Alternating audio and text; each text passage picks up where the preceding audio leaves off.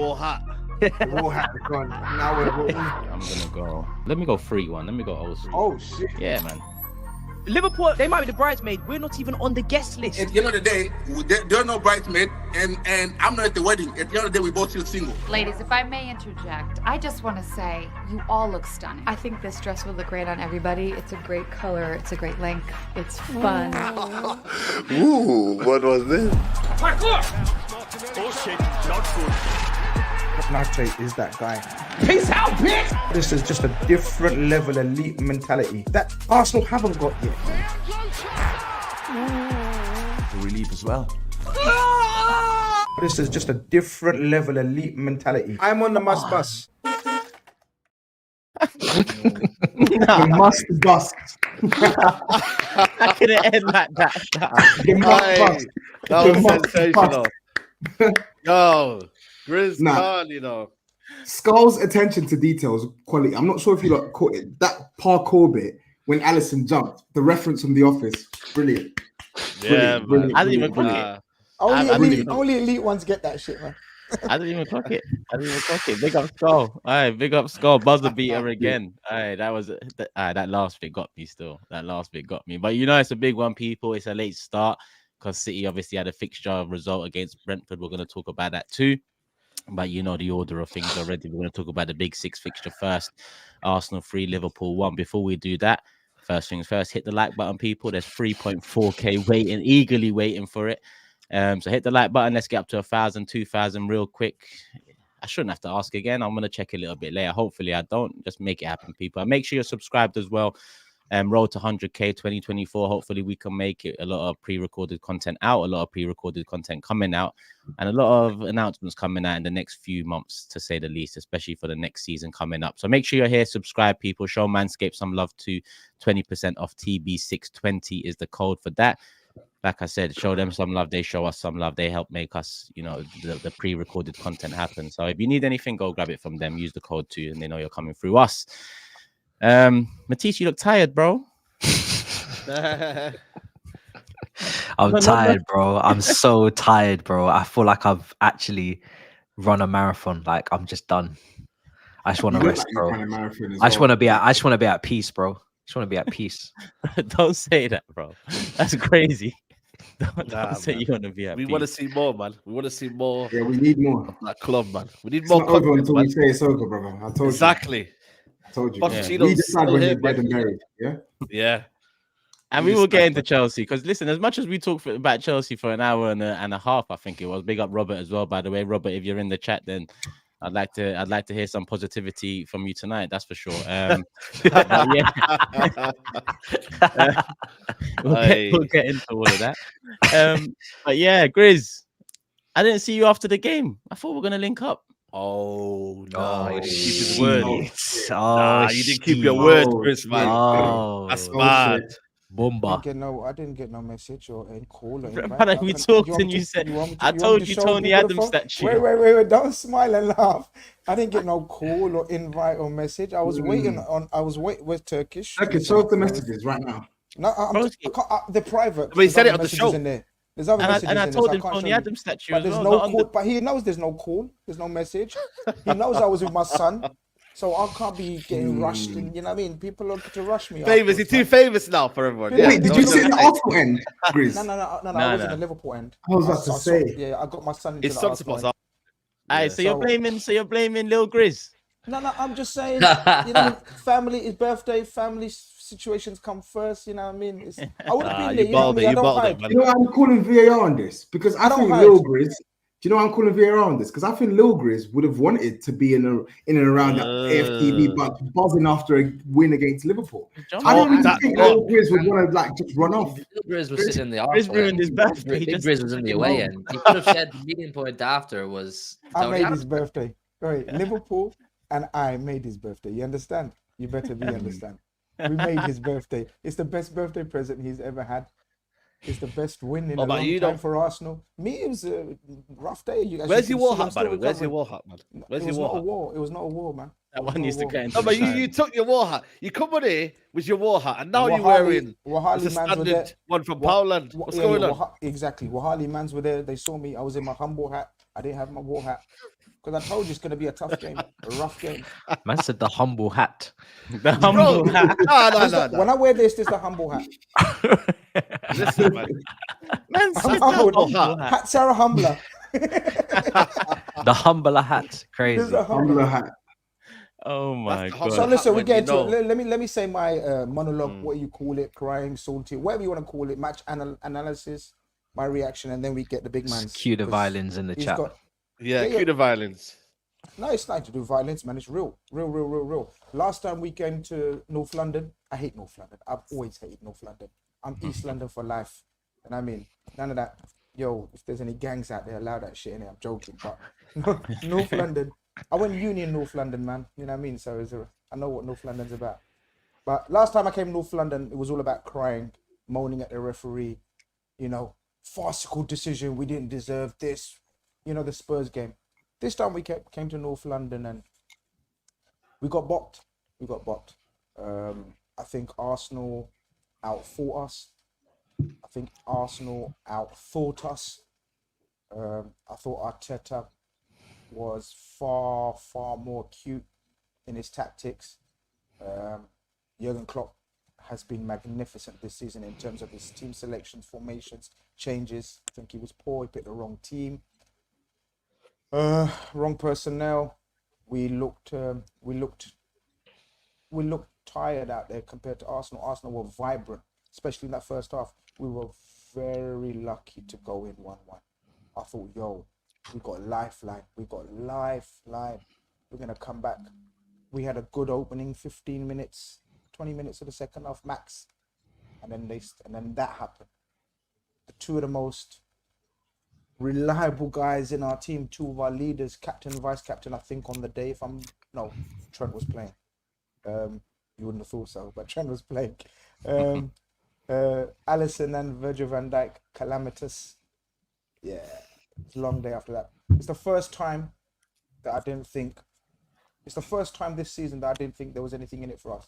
Normally we score in the last minute, keep hoping like mentality giants. We're going to keep going to the end. Once you scored, I sat down. I said, yeah, that's it. To my mates, I was like, we're not coming back this time. Because that was a dagger blow the way it happened. Because it was the time when, if it happened when you was dominant and everything, then you can say, yeah, momentum, all of that business. But it happened when we had a little bit of our best spell. Awful blunder. I don't know. We're going to get into who do you think it was to blame. I think it's Virgil, 65%. I'll put more on Alisson, Alisson. 30%. Nah, man, you got to do with that. I think Van Dijk done enough to give Alisson a clear. Well, we know what people think and others think. 60-40, man. I think is more Virgil. You deal with that. Very much like Saliba. Saliba has to deal with that in the first instance. Yeah. So it's always the person that's in charge.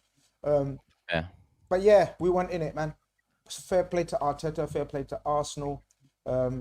It did show though that was our 7th game this month, and it was Arsenal's 3rd. You can tell we were dead on our feet, absolute dead on our feet. So yeah, that makes a huge difference at this level, man. Others won't be able to relate. People that are smirking and smiling, they won't relate to this kind of thing. What do they know about? No, listen. What do they know about football at the highest level? In the chat. Violence in the chat, man. Fuck the chat. Fuck the violence, man. It's a football show. Is it a football show or is this what is this? What is this? Man City play games every year. Man City play games every year. Why is it? And we're on top of them. And we're on top of them. What? Yeah, just about, man. You better watch your mouth, mate. Just about. Watch your mouth. We've had better games as well. We went out to Saudi and won a club I'm not World talking Cup. to you, bro. I'm not talking to you. Well, I was smoking. Why are you talking to me? I'm not talking to you. Bro, man, you got plenty of time to talk to me, man. You got a whole 2 hours to talk to me. He's a bit touchy, man. He's feeling the heat. It's only February. Relax. There's plenty of time, brother. But you got 2 hours to talk to me. Why are you talking to me in the opening segment, man? I'm not talking to you yet. It's wrong with you. You don't me and you are dictate enemies to him. now. No, you don't. No, Huey. You don't dictate Huey when he cannot speak. No. Let him speak when he wants to. Of course he can, but I'm not going to respond to him. I'm not talking to him. Go on. Carry on with your monologue. No, you don't dictate Carry to me on with your monologue. Carry on. We're hearing the violence. I want you to go quiet for 3 seconds. I want you to go quiet 3 seconds, then I'm going to talk. That's it. You don't dictate to me as well. The only person that dictates to me is Turkish right now because he blamed my team. Anyway, He certainly did. But yeah, but nah. Listen, he knows I'm busting joke, man. And shut up, Saeed. But yeah, they dealt with us nicely, man, in every way, shape, or form. We were tired. We didn't look right. And there's no excuses. The lineup should have been better. That's on Klopp. Szoboszlai, that was the first time Nunes or Salah haven't been on the pitch. One of them hasn't been on the pitch, and it showed. Our lack of threat, our lack of pace up front, creating chances. We didn't have a shot on target, and it showed. But I think you'll all agree, if 3 of your best attackers were missing, you'd be struggling as well to create chances. And look, I told you guys, we're going away to the second hardest game in the Premier League for us. Away to Man City is the hardest game. Away to Arsenal is the second hardest game. Teams can lose there. Absolutely no problem, no drama. No drama, but in terms of the actual match and the performance, it was poor. Absolute poor. I expected better. I expected us to put up more of a fight, but we didn't have the energy. We have to go again. And look, the last time we lost to Spurs, everybody bayed for blood and said, yeah, this is it. This is what Liverpool are this season. We went on a 18-game unbeaten run. I wish we go on another 17, 18-game beaten run, because that will mean we're there or thereabouts again. So we must pick up and start another unbeaten run. Simple as. But on the day, yeah, no complaints. In fact, not complaints. Big up Arsenal and Arteta. Man, you could see the emotions, what it meant to them. They're back in the title race. Are you sour about that, like Carragher? About that? No. People were clipping me about 90 minutes today where I said I ain't got no issue with Odegaard, got no issue with Arteta celebrating. The running up and down the touchline, do what you got to do. Everyone does that. Every coach does that. It's an emotional win. It's a big win. But yo, you know the fist pumps. Brother, if you're going to do them, practice a little bit. Don't do them like a little dickhead. You look like a little dickhead doing them.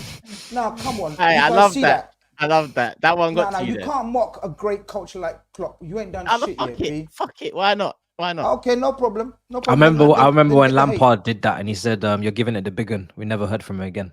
You never heard it from him again. He's got to back it up now. He's got to back it up. But, all right, don't bring Lampard's name up right now. We're talking about top of the table title race, bro. You're bringing Frank Lampard. But with the Odegaard and his celebrations on touchline and all that, yeah, man, it's a big win, man. It's a massive win. They needed to win to get back in the title race, and they've done exactly that. And in style, I thought they played very similarly how they played against City, where they didn't give City a sniff and they didn't give Liverpool a sniff. That's 2 teams that they haven't given a sniff at their ground.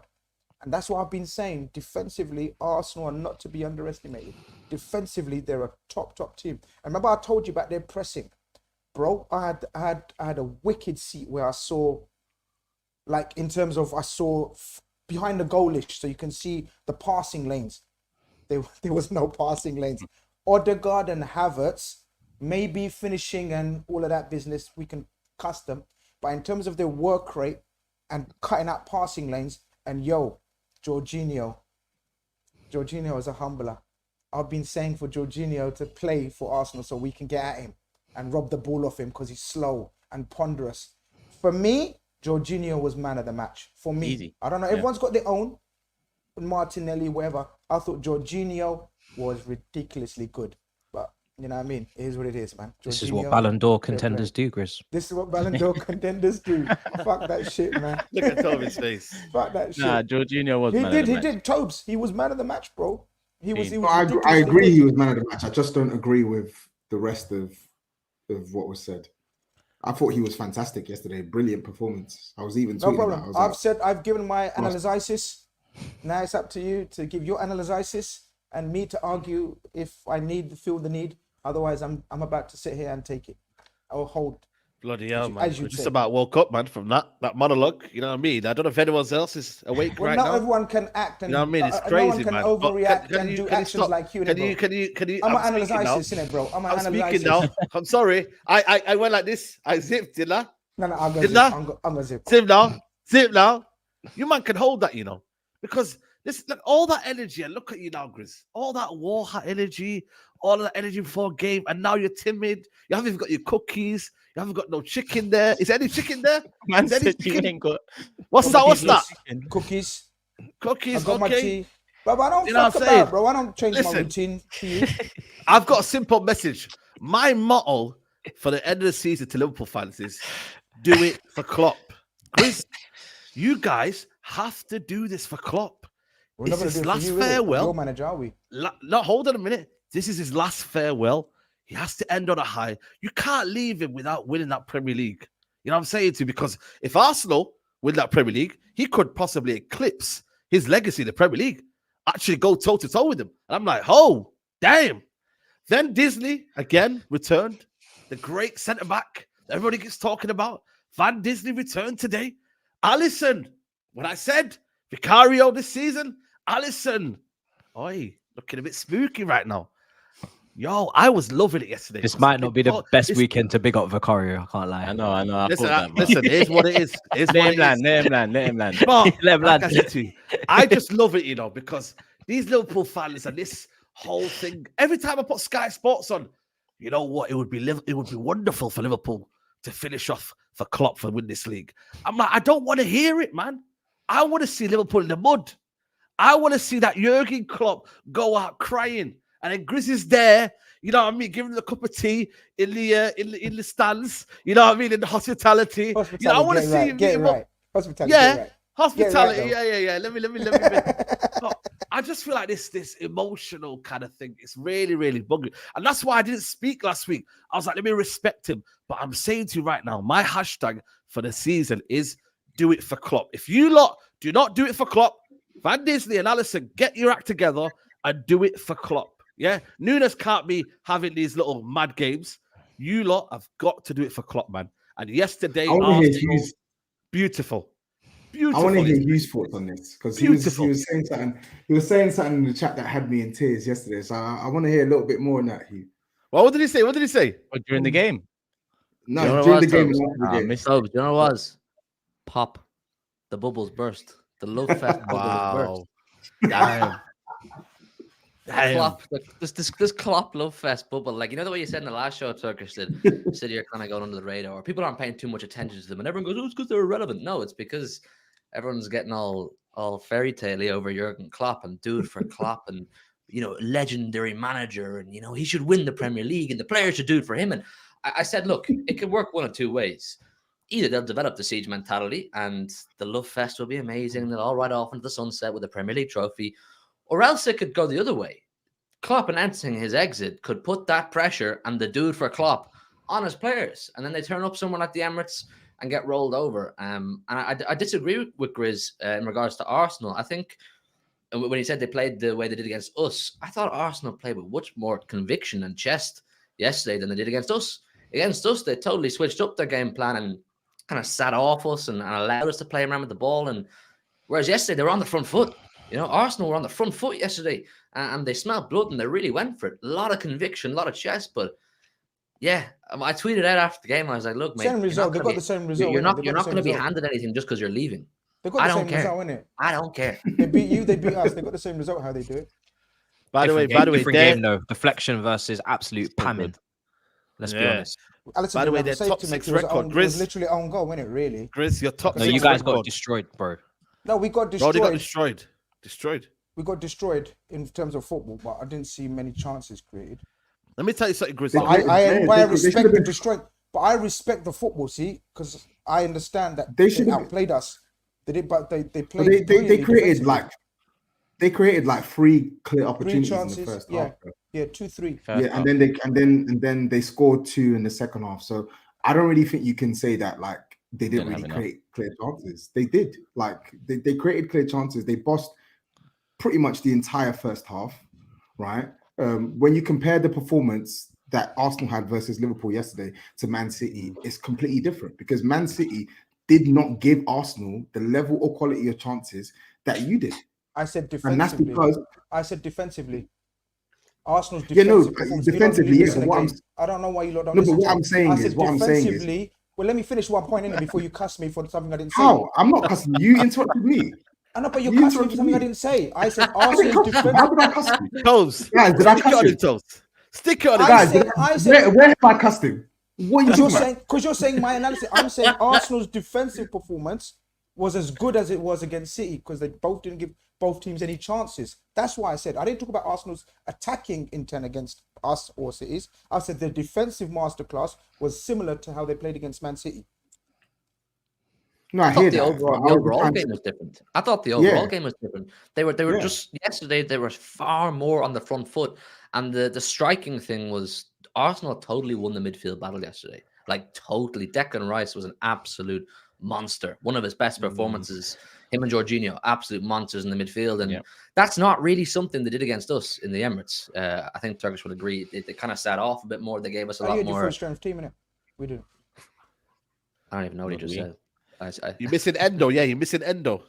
Now we're missing Nunes, Salah, Szoboszlai, and Endo. And Endo, yeah. Yeah, and Thiago. Yeah, but they were missing Jesus. They were missing Partey. Okay, but you did have this 35 million world-class player McAllister. Was never fit. He played good. McAllister played well. McAllister played really well. I thought he'd be only player that played well. Midfield battle was completely owned by Arsenal. Gravenberch was the dirt. Gravenberch was the dirt. Yeah, it was bad. Jones was Gravenberch was poor. Gakpo was non-existent, but I think Jones, and I'm not saying this to attack his form this season. I think he's been great for Liverpool this season, but Declan Rice pocketed him yesterday. I don't think you saw much from Jones at all. No. Pocketed him. Midfield. I don't think and I don't think that's not there's an issue with Jones. That's more a case of Rice defensively was clamping down your midfielders, and Jorginho on the ball was picking holes in your defense. Smothered, man. I said that. Smothered us. Yeah. Smothered. So, I thought your two centre backs were bullies. They bullied our like Jota and Gakpo. They didn't let them move. So, Gabriel, as I said, especially from my point of view, as I said, obviously you got all your opinions and points of view. From my point of view, it was a defensive masterclass from Arsenal. In my point of view, when I say defensive, I mean including the midfield press, including the attackers doing their job, and of course the defense. But I thought overall they didn't give Liverpool. As I said to you, it's the most I've gone into the last 15-20 minutes thinking I don't see us scoring a goal unless it's another bozo error. I don't see us scoring a goal, and that's huge compliments. Huge compliments. The high line surprised me though, and it surprised me that it didn't change, because we in the first half especially. I know it ended 1-1, but that outlet was over and over again. Martinelli down. So from a tactical point of view, and if you want to talk seriously, what's happened is we've totally revamped that right side, and usually how Liverpool press. This is going to bore some people in the chat, but wherever you've asked me about this question, usually this is where the stubbornness of Klopp, Postecoglou, but all these managers that play in the same way with different players. So we play a very structured. So this is why Szoboszlai off the ball is key. You know, when I keep telling you, look, Szoboszlai defensively is a monster. Gravenberch ain't that guy. And then we played Trent, and then Klopp messed up tactically with how he played Trent. I don't know if you guys noticed, he played Trent as an orthodox, old school winger up and down. Trent ain't played like that for 2 years. Trent's been playing inverted. He played Joe Gomez inverted into midfield. You guys ate Joe Gomez alive. Every time he was on the ball, that was your trigger to press. You know, every team says, all right, when he gets on the ball, rush him. That was like Joe Gomez. Every time Joe Gomez got the ball, and that's Klopp's fault. He should have played Trent there, because Trent is scary and good when he's on the ball.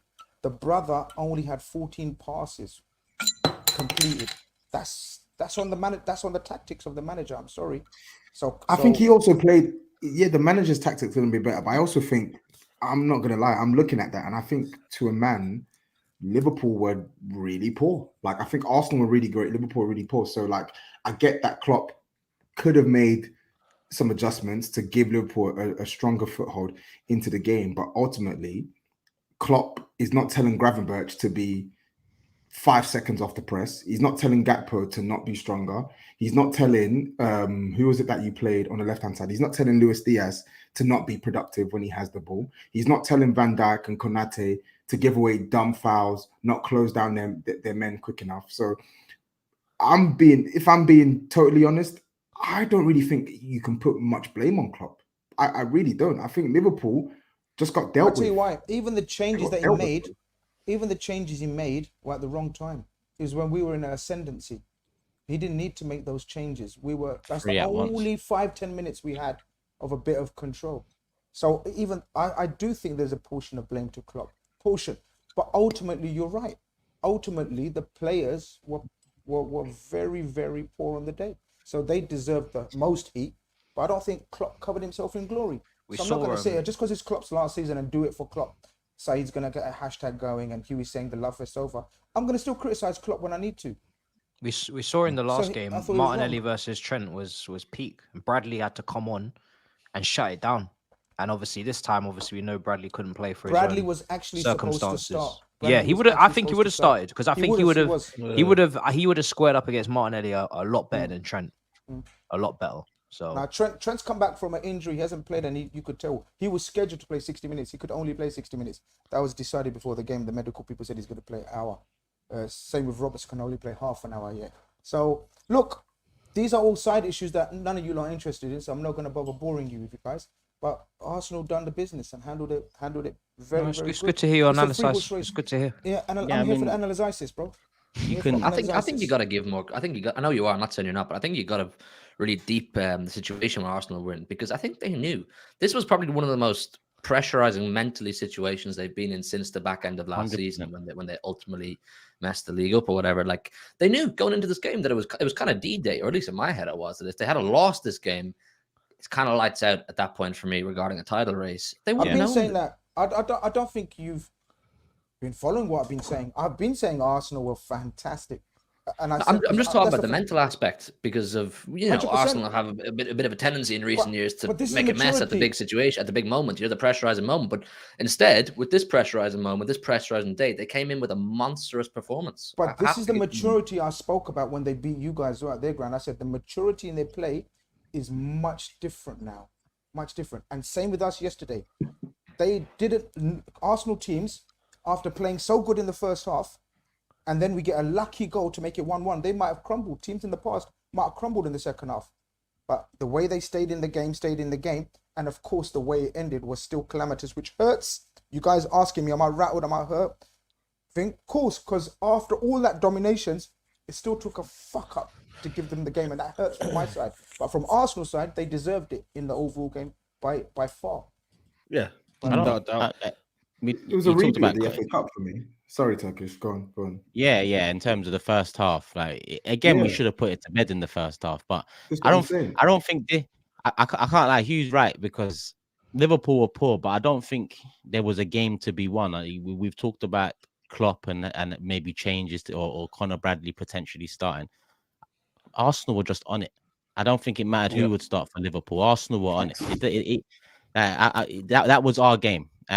From defense to attack, everything was perfect from Mikel. He set up perfectly with that blow with Jesus and Havertz having to come in up top. Everyone played their part in the win, and I don't think any change for Liverpool would have changed that. It was our moment. Are you ready to fight back in this league, in the one we all expected you to, in terms of not just Arsenal fans, opposition fans too? We stood up to the test. Jorginho and Rice. Firstly, Jorginho, because Jorginho, a year on from buying him, obviously at first I'm thinking, well, he was linked to Caicedo. We ended up with Jorginho a year later, and I'm not bringing Caicedo in for that reason. It's just the gas levels for Caicedo back then. To be brought down with a Jorginho 10 mil, it just felt like another signing by Arsenal that is bit part. Trossard similar after Mudryk. Both of them played a big part. Jorginho, that's his best game for Arsenal, full stop. One of the best. He was sensational. Full stop. And with the Thomas Partey news as well, it's a blessing in disguise that he's come with that sort of a performance right now, because listen, we're in a bit of a predicament. I know Liverpool had injuries, but I can reel some Jesus, Partey, Timber would be first team now. That's 3 players essentially from the first team. Tomiyasu, if not Timber, would be at left back. So for me, we had a fair few injuries to deal with, and we stood up to the test, done what we needed to do. I think it was similar to the City one in a sense, but we just had a bit more of a handbrake on against City. We was a bit more hesitant, and we didn't really have the outlet we did against Liverpool. I think Man City nullified that quite well in comparison to Liverpool over and over again against you man, GRIZZ. I felt like we could score on it on every counter, on every ball over the top. Martinelli getting it, cutting inside. I felt like, where's Trent? He ain't there. Konate has to come over. Saka should have scored the header just before Havertz did. You know, that game should have been put to bed. I'm glad it got put to bed in the end, because I don't even think 2-1 would have done that performance justice. It was 3-1. And look at the last 5 against Liverpool. We've lost 1 in the last 5. This ain't no fluke. This ain't luck. We've lost 1 in the last 5. And the one we lost was the one Tobes alluded to as the one we should have won comfortably as well. Like, we're now in an era where we can be confident against all right, it's a much changed Liverpool side from the great one that picked up all the trophies. But, you know, they was in for a quad a few years ago. They're still in all competitions now. And we've changed that narrative. This season is the first season we've managed to lay a glove on Man City.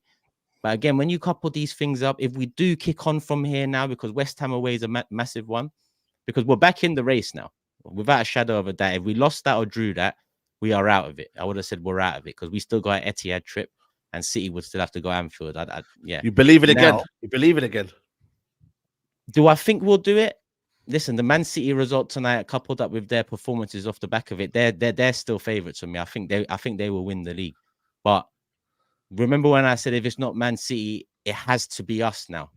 If Man City fuck up again, it has to be Arsenal to take advantage, because Liverpool just took advantage of the last Man City fuck up. If Man City don't fuck up again, they've won the title. They're in that position now.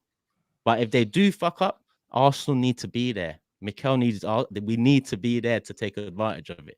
Because as much as I believe in you guys, man. I believe in you, man. We all know that regardless how this season ends, as long as it's a title challenge, Mikel is in charge going into next season. Without a doubt, as long as there's a title charge this year going into the last few weeks. But really and truly, this is the season where you're looking around thinking, come on, let's do it now. You know, and I don't know, underdogs might suit us more, because leading the way didn't suit us last year, the way we capitulated at the end. Maybe the underdog situation would suit this young team more, something to fight and catch rather than something to hold and protect. I don't know, but overall, we're back in the race, 3 points. But I'm not going to get carried away, because we need to build on this now. Like, last time we played Liverpool in the league, we drew 1-1. Yeah, that was a good point for us, because it kept us top of the league heading into a run of fixtures where you would have expected us to build on it. What did we do? We lost to West Ham, we lost to Fulham. That in turn made this game against Liverpool one where we had to win to get back into it. We've done that. Let's build on it. It's West Ham again now. Let's make sure we beat them. It's Burnley after them. Make sure we beat them. Back to Champions League. We need to build momentum now. Hugh's always talked about momentum. GRIZZ has talked about it. Momentum's key, so we need to build that now. It's now or never to build it. Another fuck up, the way City are playing. Bro, like I've seen a couple of tweets from GRIZZ, he's mentioned it a couple of times. We're in for a great title race. And potentially, yeah. But potentially 1 or 2 more losses for Arsenal, Liverpool, and a couple more wins for City. It's not the same picture anymore. So we've got to make sure we build on this win now. It's 3 points. It's a massive win, but we have to forget about it and move on now. I want to hear the others' opinion. Like, do you guys see it as a 3-horse race now, or still? Or yeah, that win was so important, man. Just for the mentality. It was always going to be a 3-horse race for me. Sorry, go on, SAEED. Go on. No, go for it. Oh, is it? No, I was going to say, for me, Arsenal were never out of it. Like when the whole thing was happening a couple of weeks back, yeah, maybe some of it is in jest, but like I genuinely meant it. Like, Arsenal fans are having a meltdown. Like, if you play like this 8 out of 10 times with literally just one person giving you an extra 10%, you'll beat Liverpool. Like, I say this sometimes in my Spurs groups. I get criticized because I'm doing too much on Arsenal. I'm not. Do you think I want to be saying that Arsenal are good? I don't. But the fact of the matter is, and I've maintained this all season, I think Arsenal are a better side than Liverpool. I think where Liverpool had the difference over Arsenal is in the top end of the pitch. Liverpool don't have to control games the way Arsenal can control games. When they got killers up top like Mo Salah, Jota, etc., that will win you a game of football no matter what. And I think that's what has tripped Arsenal up this season. But when you look at how Arsenal control the ball, and when you look at how Arsenal control the opposition when they don't have the ball, they're a better side than Liverpool. So they're a better side than Liverpool. Have we done well to win without Salah for 5-6 games and still be on top? Have we done well then? Absolutely, yeah. That's what I'm saying. Considering you call him the killer, you don't rate Nunes, but you rate Salah, and we've not had him for 5-6 games, so we've done well to stay on top. Absolutely, bro. Absolutely, and that feeds into what I was saying after your win against Bournemouth. That that there's been a lot more legitimacy to Liverpool's position in recent weeks. But that doesn't change my overarching opinion. No, I'm not going to argue with your opinion. I'm not getting at you, Grizz. I'm just giving my perspective. I think I do think now. I didn't think it before that Liverpool were genuine title contenders. I do think it now. Like, they are definitely in this race. It's a 3-horse race. I still think Man City are the best of both, but I do think Arsenal in their defense and how they control games, and Liverpool in their attack have shown that all it takes is a slip and they can basically steal a march. So for the neutral, it's exciting. For me, it's nasty because I want Man City to just clear it. And I think Man City will win it, but yeah, I don't want it to be that close. They're saying big up tossing. No, you know what, man? But Toby, do you think Liverpool might win the more scrappier games more than Arsenal? Because let's say your opinion in it. Let's hear your opinion, man. I'm asking you. Yeah, bro. I think Liverpool. I think Liverpool, but that's the thing. I'm saying. I think this ain't man them Liverpool. Talk, man. This is like. I think Liverpool. Bro, this is man. We're having back and forth. Toby, let's get Saeed's opinion, man. It's not man. Bro, can I ask you a question? Man said stop trying to host. It's about you. I want your opinion. It's about you. Man said SAEED TV. Give your opinion. I don't want to hear Toby's opinion on everything. I want to hear your opinion on something. Yeah, but you don't let people speak, so that's why I'm like. I'm giving you your flowers. I'm saying speak. I'm saying speak. Yeah, but what I'm doing is I'm counteracting a question that he had. All I'm saying is a question that he was we're on a flow. We're asking everyone what's the title race saying now. Toby's giving his analysis. Yeah, I still think Man City. Give us your analysis. I still think Man City will win it. On the race. I still think Man City will win it. The only thing for me is I look at that Champions League for Arsenal and I think it could be a distraction. You know, that Saturday, Wednesday. If they do go far, you know, I'm looking at the squad. I'm looking at midfield. Have they got enough depth in there? If Partey doesn't come back in. That's where I look at it because Man City have done it in the past. Liverpool have done it in the past. Arsenal have not done it in a while, man, especially in that Champions League running. So that's the only reason why I'm a bit concerned with Arsenal. Have they got the strength in depth? Can they go and get, you know, a nick a win away at home to, let's say, I don't know, a Wolves or whoever when you just play a Champions League game? So that's the only thing that worries me. But I do think Liverpool have more killers. I know you say, you know, Arsenal have got more killers in them. I think Liverpool, Salah still can score goals. I think Jota's still in there. Oh, sorry. But I just think, yeah, in general, I think Liverpool do have a lot of killers. And when it's a bad day, you just said 20 minutes ago you're backing Arsenal. You said, no, I'm backing you. No, I'm just saying, innit? That's what I'm saying. Look at this guy here now. When you want to give me analysis. Turkish, didn't you just say I'm backing you, Arsenal? I think you can do it. I'm backing Arsenal, but I'm giving my. But you just said they can't do it. You don't think they can do it. I still think they want to do it, but I'm still thinking, you know what? There could be some roadblocks in there. If you want to give my analysis, then if you want my analysis. If not, then shut up here. You just said 15 minutes ago, I'm backing you. I think you can do it. Yeah, I am backing you. I am backing you. So you don't. So which one are you? Are you being two-faced again? Are you sly? Hold on a minute. Relax yourself. When I've asked for your, take a deep breath. Everyone just heard you. Relax yourself. I do. No, but what I want Arsenal to win. You just said I'm backing you, but I don't think there are going to be shortcomings. I do have my worries. That's not me saying I still don't want them to win the league. I still want them to win it, but I'm saying there are shortcomings. Like he wants to win the league, but he knows there's shortcomings as well. Is that yes or no? Yes or no? Is it a yes or no question? I don't know if that was a yes or no question. That is a yes or no question. I don't really get the argument here. I'm so confused. I'm Liverpool have the attack that's capable of winning in the league. And they have the two ridiculous centre-backs and Trent. And they have Alisson. Arsenal don't have an Alisson. Arsenal don't have a Trent. Man City don't have a Trent. Man City don't have an Alisson. But Man City have a Haaland and Kevin De Bruyne and so on and so forth. Like, I do think Arsenal and Liverpool have done well to bridge the gap to Man City. So you have to give both teams to stay in there. Yeah, man. A lot of credit. Yeah. They really, you have to give both teams a lot of credit. But I still think Man City, they're going to win the league because they're the best side. Yeah, simple. I'm not even thinking that. Even though there's a possibility that Liverpool and Arsenal we agree with that. No. Yeah. Mind Saeed's argument was different. Not from that. Even I'm saying City. I said City from the start. And I said, unless we don't beat Arsenal, I still keep saying. So I don't get what Saeed's saying then. I'm so confused. No, there's many people. You know what he does? He bolts Matisse, what's the race? Matisse, what's the race saying? A lot of the time, you don't know this Grizz guy. He comes in, he bolts in, he deflects. Now, you might not watch it. He bolts in, then he changes my question, then he changes my... Listen. Wallahi, you just said to Turkish, I think you can do it. I'm backing you when he was talking. Yeah, He was in but the I'm background also saying, you can do it. You I can do back it. fear there are shortcomings in that. And as then when well. I asked you, what do you think? Oh, I don't think Arsenal can do it. So I just said, why have you switched up? I'm not really sure what's going on here, to be honest. Yeah, exactly. Grizz is waffling now. Today, Grizz is waffling. Brothers, I think I speak for all Chelsea fans when I say, don't ask me no questions on title race. We don't care. We don't care. I didn't even watch the game. After my game, football stopped for the weekend. Finished. I'm now in talks. I'm now in talks with my therapist.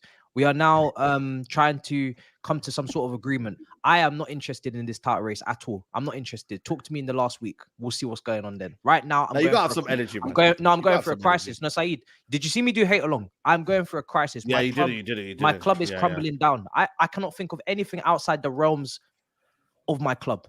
That's it. I'm done. Wow. I just thought you might have a take on the title race now, man. Best of luck to all of you. That's all I have to say. You know what I mean? Until maybe the last week of the Premier League, and then he'll be like, shit, I need something to kind of. Who would you like to win the most, Matisse? yeah, answer that at least. Bro, he knows him. You know that. Come on, man. Oil brother, rise, please.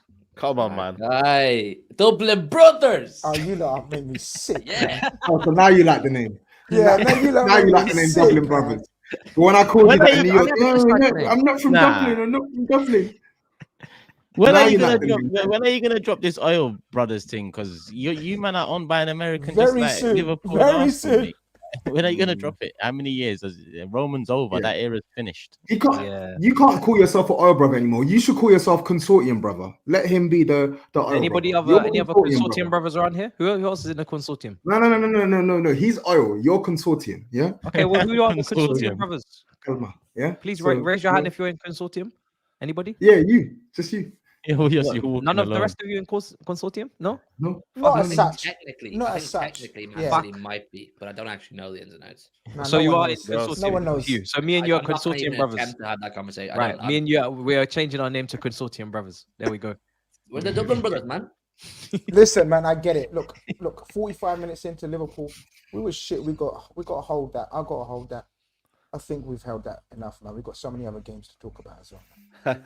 Big things are going on. Come on. Title race is good. Bro, that's crazy, man. We spent an hour on Chelsea, last time. Yeah, but that's what I'm saying, isn't it? That's like one loss. No, but Liverpool are still top of the league. We have to apply caution. Chelsea, do it for Klopp, man. I know you're shameless. Hashtag do it for Klopp. I know you're shameless, but you know what I mean. It's not shameless. It's just letting you know what's going on. That's all it is. I get it. It's been building up for weeks, like 17 weeks. It's been building up. I know you've been dying. Watch along, hate along after 17 weeks of. I didn't even do watch along. 17 weeks of frustration. You know I didn't do watch along. I don't want to start doing analogies. 17 weeks of frustration. Yeah, you popped it. Pause. Wow. We could be top of the league by Saturday. Do you know how crazy it is? We could be top of the league Saturday. 100%. I think you're going to be in the lead. I think you're going to be in the lead when you come to Anfield. You're going to be. The game in hand is already the next 5 games. Because we got cup final before that as well. Yeah. We got a tough set. We got a tough run in March, though. We got a lot of tough games in March. Brighton. Yeah. 100%. I've always said the 7 games you got before Liverpool, you will win every single one of them, and I've been saying it. And that gives you, in my estimation, about a 2-point lead, 2/3-point lead, and that's what's going to make that game. We're gonna talk. Listen, we got how many super chats? We got. I hate that. I hate the place. I hate that place. Yeah, long. So you're gonna do a watch along for that, please. I beg you, do a watch along for that. What watch along for what? Man City, Liverpool. To be fair, you got one win in 6 against the top 6, so you might lose that one still. So might as well. That's why I said you do a watch along and we won't. That's what I'm saying, isn't it? You do a watch along. How about you, Shush? What about you, Saeed? Same question. Who would you want to win the league the most? Bro, come on, man. He ain't got an answer, man. Come on. Arsenal. Is it? Yeah, he's right, wasn't he? He's shameless. They're the ones that they've got no choice in life. Look at the choices they got. Their Bro, neighbors, the noisy why neighbors, are you talking like you've the biggest rivals. You've got one Premier League trophy in 30 years. The manager, the team they hated the most. The greatest manager. Look at their choices, Hugh. They're finished. They've got no choice in life. You know, someone's always got like they can't even go to the council and sign on or something. They can't do nothing. Long gone are the days of them not caring about Man City. Look at their choice. Hold on a minute. Let me just say something. Noisy neighbours. rivals, he or won't let the me come in team now. their manager hated the most, and he's singing their song, Arsenal, Arsenal. How low can you go as a Man United fan singing Arsenal, Arsenal? Okay, There's levels of shamelessness, man, in this man. Do you know this song as well? Sing Forever Arsenal. Was you in the documentary? He's rattled. He's rattled. He's rattled. Sing Forever Arsenal. He's rattled. I bet he knows the words, bro. He knows the words. Forever Arsenal. Can I ask you a question? Can I ask you a question? No. How many Premier Leagues have you got? I said no. I'll ask everyone. Ask everyone. Yeah, ask everyone. How many Premier Leagues have Liverpool got in the last 30 years? What, same question. Is that all you learned at school? Why you the only question you learned? It's like you're insulting their intelligence. Grizz, you forget he was a teacher. I know. This is all he learned. That's what he taught you. That's what he taught you. How many times did Liverpool win? Because you know what it is? The energy you have, it's the energy you have. I'm like, brother, have you won a lot of Premier Leagues in the last few years? No, we've won a lot of trophies, my brother. No. Don't do that. Don't do that. Why not? Why not? Why not? We're talking about Premier Leagues. Why are you only talking about Premier League? It's a Premier League topic. It's a Premier League topic. You're thinking you win more titles, but you haven't. You'd think his team's flying and remotely... Simmer down, simmer down, simmer down, simmer down. Bro, I can sing songs about... Trust me. Shout to young Philly. Shout to young Philly. Simmer down, simmer down. Young Philly just told you to simmer down. So simmer down. Yeah. And now I'm astounded at your shamelessness because of one defeat. You're singing Forever Arsenal. You might as well be, Ashburton Army. What's your team? What's your crowd called? The young youths, man, in the corner making hella noise.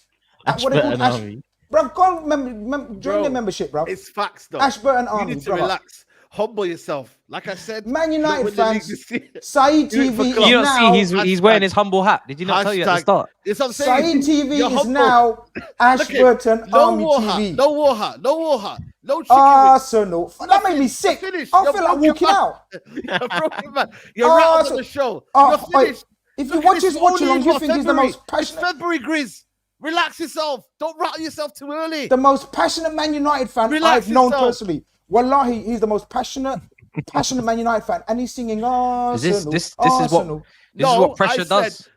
I said, who dropped to win the league? I said Arsenal. I just said it 3 times in a single week. That's but you, my friend, do it for Klopp. Don't let him down. I'm gonna mute for you. Don't let him down. That's what I was gonna say anyway. Don't let him down. Right, you got GRIZZ on mute.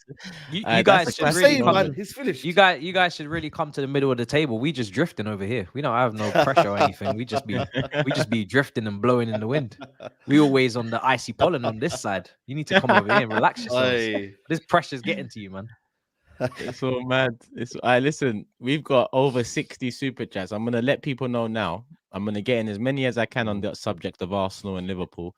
We're 48 minutes on the clock, 8.6k in the building, big numbers, biggest numbers so far 2024. So make sure you subscribe, people, new watchers out there, subscribe, share it, do all of that, hit the like button. We're close to 2k already. Like I said, I'm going to get in as many super chats as possible, people. If I do miss any, apologies. There will be another segment at the end to catch up with a few depending on time, but we've also got to keep things flowing. So bear that in mind, people. Well, the first one straight away, it's kind of on Chelsea. Nah, let's just put that in there. Why not? Chelsea ranked tangled by Wolves. Spurs dropping points to the Toffees, and Arsenal beating Liverpool in the biggest fixture so far. Shout out to all the lazy, quote, business end of the season narratives. Big up, Rex. By the way, we need to get to 2k likes within the next 10 minutes. We've got over 8.6k watching and not even 2k Yeah, likes. man. Come on. Hit that like button right now. It's so easy. Light work. To be honest, we should say free because we're on 1.8. Do it for my tears. Do it for my tears. For GRIZZ's tears. Hit a like. That's hella likes. For Klopp. JC says Grizz Shush. must I can't. I struggle to say these things because I just see myself getting clipped and then there's no context to it, and you got me saying mad things, Jay, but I'm gonna move on. I told you I'll be back to cook if you crack. I just know you're shaking in your war hat now. Those flaps ain't gonna keep your ears warm now, buddy. Big up JC. Thanks, buddy. Nicholas says headed to the UK from Miami for 14 days with the boys, catching Southampton versus Stoke and Liverpool versus Spurs. What's the best spots in London, Liverpool, Manchester, and Dublin? Love the show. Nicholas, your best bet is to probably DM me, and I'll get the best spots from Dublin from HUGH, Liverpool from GRIZZ. You know the spots in Liverpool? Yeah, Manchester. SAEED. I'll round it all up for you because you've obviously spent some money on the super chat, Nicholas. DM me on Instagram or Twitter and I'll check it straight after the show. Shout out to Robert for being cool as hell. Last time a Big Six member let a fan on their show. Someone. Yeah. The last two that let fans on their show, bro. It went all mad them times. Was that SAEED, was it? No, mine was different. Mine was different, but yeah. Nah, it was a certain brother. It was a certain brother that does shows in like bathrobes and that, so it gets people excited. Never again. Never again. Tobes. Yeah, Tobes. Oh, jeez. Yeah. I didn't want to say his name, Matisse, man. You called him out there. Never again, bro. That guy has ruined it for everyone else. I'm never gonna do a call-in show again on my channel. I swear to God. He's traumatized. Never again. Toby says, "Oh, look, Toby. Only one team this season has played every Big Six team and is yet to lose. Dark horses suits us better than leading the race. Get Partey, Vieira, Jesus, Timber, and Tommy back, and we can lift the big trophy. That's the key. That Partey news is a blowout. We didn't even touch in on that, but yeah." Harry says, "Big up, you all. Love the show. Tough one to take on Sunday. Shout out to GRIZZ. I always say with these games, I'm always more interested in how we react to this result in our next few. You'll never walk alone." Big up, Harry. New says, "Arsenal went from getting cooked consistently by Liverpool to not losing to them in the league for the second season in a row. 4 points back-to-back. Tides have changed, seemingly so. But the big trophy is what matters." Big up, Lee. Hope you're good, my bro. You know what's mad? We win one game. Me and everyone have ensnared to asking if we're winning. Me and everyone scared to ask if we're winning the league. Allow it. Pressure on Liverpool if they're... Oh, you're talking about people asking us whether we're going to win the league. No, like I said, we're underdogs. Pressure on Liverpool if they'll hold on and win it. Big up the man them. JC again says, "Carragher and Sky are clowns. Took away from their absolute domination from Arsenal. Liverpool couldn't even get a shot on target and we scored their goal. Arteta masterclass. Let's fucking go, guys." Aaron says, "Big up the panel. If that's the last time I see Klopp at the Emirates, then much respect and good luck to him. There's not one team I've feared more when going to the Emirates than Prime Klopp." It's true, and I forgot to say on that moment where GRIZZ was saying, you know, the whole fist bump thing, that kind of made me wish that we face Klopp again, because I just want to see, like, it felt like there's something brewing there, like with Arteta and Klopp, and it just feels like all of a sudden Klopp's going to dip out, and yeah, we won't find that. JJ says, "I can't wait for Tobes bigging up Arsenal's performance and result. Oh, and the Spurs result. Antonio, hold that. And Matisse, you've suffered enough. It ain't even comical. No more." Well, we'll try and make it funny. We will try our best. And it says, "Arsenal played similar to the FA Cup. We just conceded this time round and terrible mistake in the second half. Oh, well. Congrats, Arsenal. 15 Premier League games left. Still in 4 competitions. Big up, Amir. Hope you're good, bro." Dude says, "Tobes, Matisse, you still don't rate Mikel? He's beaten City and Liverpool without valuable players. I know he hasn't won anything yet, but he's brought respect back for us. Matisse, would you take him at Chelsea now?" He's an Arsenal. He's an Arsenal man. Come on, man. We know that Lego head is I'll be better than Enzo. No, you got to respect him now, innit? You got to respect him now. Toby. Yeah, I respect what he's doing on the football pitch with Arsenal in terms of how he sets them up. Like, he's doing a really good job, but he's still Lego head. He's still a wanker, and he's still choked. This guy's a fun club guy. You know? He's still choked. No, he still choked last year. So, and yeah, let's keep it stepping. Like, I get it. He's doing a great job, but put a crown on his head when he's actually got you guys crowned as champions. Yeah, cool. Thank you. 100%. I'm not sure why I'd want Arteta at Chelsea. That doesn't make any sense. You've put many crowns on heads over your Tottenham life. And none of them have brought you any fucking trophies. So don't talk about crowns on heads for trophies, bro. I don't know what you're talking about, mate. Your kings have nothing in the trophy cabinet, bro. Your kings have nothing in the trophy cabinet. Okay. See, you bring it on yourself. You didn't have to go deep into it and say all of that. All you had to say was, why? No, but I don't get this. All you had to say. This thing is about you still don't rate Mikel Arteta. When was the last time me and Matisse have criticized Arteta for not being a good manager? when he's been criticised, it's been general criticisms of specific matches. Everyone acknowledges he did a great job last season and failed in the final hurdle. And funnily enough, our criticisms were in line with Turkish's, in line with other Arsenal fans who wanted him sacked. But we're the ones that didn't rate him. You didn't even rate him yourselves. Exactly. Look in the mirror. How many times I have to tell you to look in the mirror? If this was a manager that you had backed from the beginning and that you didn't have balance for, then it would be a different conversation. But Arsenal fans need to stop asking me questions about Mikel Arteta. You didn't even want him at the club. A different conversation? No, ask me questions about someone you wanted sacked. Why would it be a different question? Next question. They wanted him gone. No. They're trying to tell me to see the vision. When they're the ones, they're the ones that were explaining on all of the shows. They were the ones explaining that this brother's got it all wrong. He needs to go. GRIZZ, I don't know what he's talking about. Big Steve's waffling. Don't come talk to me. What's wrong with all this rubbish? How would the conversation change now if Arsenal fans didn't want Arteta out at times over the years? How would that conversation change right now? What do you mean? You're deflecting the question. I'm not deflecting. I'm just saying, stop asking me questions. All right, let me ask you a question right now. Arteta or Pochettino? Because a few weeks ago you wanted to argue with me about it. Listen, you did Arteta over Conte. Let this brother win a trophy first, man. And we got that alive, my brother. So Arteta or Pochettino? I'm gonna say the same. I've said. Who's gonna get out alive out of this one? Who's gonna get out alive out of this one? Turkish, I'm gonna answer your question. Arteta is doing the same thing Pochettino did at Tottenham until further notice. Until you pick up a trophy, with more money, bro. He's doing it with more money, not moving stadium, right? Don't ask me these questions till you win something. I'm telling you again, all of you Arsenal fans, don't make me light it up again. Win something, shut up your mouth. I'm not talking to you lot about nothing about Arteta until you win something. You're going to get me vexed. Yes, brother. No trophies have come through. No Premier League, no Champions League final, and you're still asking me about Pochettino. Shut up. Look at these. Look at these. Chuckle brothers. Look at these chuckle brothers. Look at these chuckle brothers. This is why I will continue to hate on your parade. I hope you don't win because you always want to get too loud. Mute. London. You can hold that. You can hold that. You tried to cook us. Mute. You can mute as well. Let me tell you, man, something. You started that whole monologue with Arteta's only done what Pochettino's done. When does Pochettino challenge Pep Klopp? This is mad.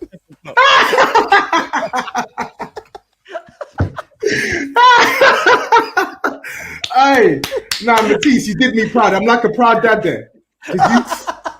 You fried him. You fried him. Deep fried, bro. He turned you into fried barbecue chicken, bro. Who did he fry, Tobes? I don't get it. He fried you. No. He fried you, and then he fried this guy in the super chat. He fried you both.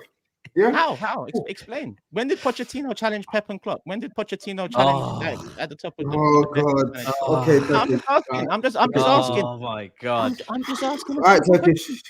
You said you started that. Listen, don't let you lot go out in the Champions League because I want to hear the same question asked. If you go out in the Champions League before that final, you better be asking me the same question that you're asking me right now. That's all I'm saying. Asking. Bro, yeah, you guys better ask me that same question. Pochettino won't make the end of the season, bro. Pochettino is not going to make the end of the season, bro. I don't care. You moved. Didn't you want him in? Didn't you want him in? Yeah, I did. Life changed. So what are you talking about? Now you don't care that he's gone. What do you care about? The whole club's what do you care about? The whole club's moving mad. I don't care. We move to the next. It's long day for me. Finished. Oh, we're saying move to the next. Move to the next tonight is Chelsea 2, Wolves 4. So do you want to move to the next? Do you want to move to the next? It's Tottenham next. That's a crazy segue, bro. That's a crazy one. That's a bad boy segue. A few more super chats. Fucking hell, man. That is. First of all, can I just very quickly before Saeed goes? So just to clarification, Matisse gave his answer. Toby, are you taking Arteta over Poss to Koglu? Huh? Just for the reference fact. Man said, are you taking Arteta over Poss to Koglu? No. Why is that trick question? You know what that's fueled by, though. But let's move on anyway. Question. Who said it's a trick question? Why'd you come back all dazed? Can I just say something, by the way? That for me, yeah, from Matisse saying I don't have no energy to Matisse going to 0 to 100. Nah, that's crazy. Wallah. That is crazy. That's F1 by the way, brother. Yeah. And by the way, Matisse, I feel sorry for you because what Scholes gonna do to you with that situation before? If he's gonna win the league, then I'm happy to be clipped. If he's gonna finish second, I don't want to hear it. Yeah. That came from deep within Matisse, man. That came from like the soul. No. I felt it. But again, he's diverting this year. If Arteta wins the league, do you think we're talking about Arteta or Pochettino? There is no fucking debate to be had if Arteta wins the league. The debate is to be had right now, and you can't have that debate. So he's saying hypothetical things to happen in the future. You just said yourself you don't think you're going to win it. You think City are going to win it. No. Again, we're not talking about what I think, bro. What I'm saying is, you're saying if he wins it, talk then. We're not going to be asking Arteta or Pochettino up until that moment. He's just doing the same job with more money. Damn. All right, call it the same job. We'll see. We'll see in a few years if it's the same job. Oh, you're really in the Arteta camp now, innit? Huh? No. What I'm saying is, you can see Arteta's built a base here. So whether it's Arteta that takes us over the line or another manager that built the same base at Tottenham, built the same base. I think you're disrespecting Tottenham. I really do. Did he really? That Tottenham had you quivering, bro. When they win the Champions League final, you were shaking. Were you not? Were you not shaking before kickoff? 100%. Right then, same base. 100%. But he built a team because Arteta's doing it now. Everybody's respecting it now. Everybody's respecting it now. I can't take you seriously with a round two. Can I interject? Hold on, no. I'm talking to Matisse. After Pochettino, no, because this is one step, Tobes. This ain't Tobes. Shut up, Tobes, man. Know your place. This ain't. We're talking about big. Know my place. All right, cool, no problem. Wow. Wait, Saeed, London's a mess. London's a mess. After Pochettino, stay out of that place. No problem. After Pochettino, 2 finishers came in. Mourinho and Conte. So if Pochettino built such a good base, bro, don't do that. You're being disingenuous. You're being DJ Drogba, it's a fucking disgrace. You are a fucking disgrace. You are a disingenuous bearded weasel. You are a disingenuous bearded weasel, bro. That's what you are. You are so fucking nasty. You are so fucking nasty. This guy had no signing for 18 months. He didn't have the luxury of signing £50 million centre back. He had to let the squad deteriorate because he wasn't given the money to refresh it. And now you're basically saying, if he built such a good squad, why couldn't these finishers pick it up and win it? Because the squad was left to rot. You are a nasty, disingenuous, bearded weasel. That's what you are, yeah? You make me sick to my stomach. You make me sick to my stomach. And do you know why this is so fake? This is the reason why this is so fake is because you even said you would take Pochettino at Arsenal. You actually rate Poch. So now you're being fake. Remember. Nah, you're actually so nasty, bro. You're so nasty, Turkish. Wow, you're actually. I want them. I thought I would say this, but you. I want them Arsenal fans to go on AFTV and go and search Turkish Pochettino Arsenal. Go search that shit, and then go listen to everything, all the points he's making, and then send that clip back to me talking about Scholes, Saeed. Send that clip on that video. Run that clip back here. Run that clip over here. I wasn't even a dad. I wasn't even a dad when I said that. I'm a fucking dad now. Do you know how long ago that was? Oh, what? Because you got your son. That means that what? What does that mean? New sense to my life. First, GRIZZ is blamed. Now GRIZZ is he's blamed baby GRIZZ. GRIZZ has blamed his son. Now you're blaming your son today. What's going on, bro? Nah, my son set me on the straight and narrow, bro. There's no more nonsense. Delusion, no more delusion. Well, that went left real quick. So hit the like button, people. Let's get up to 3. Come on, man. I'm gonna get a couple more super chats in because we've still got bare 50 there. People need to know. People need to know that these go left naturally.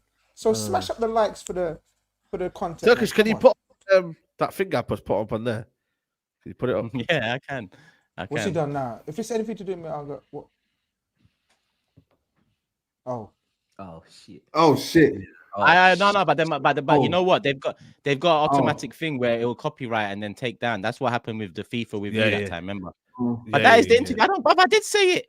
Fuck, I wasn't a dad. I don't even remember what. That's calm. I mean, oh, Ice Colin wasn't even about them times. Do you know how long ago that was? Bro? That was 5 Why are you years saying ago. he wasn't a dad? It was still wasn't a Stardom dad. and blue cheese them Yeah, I times. wasn't a dad.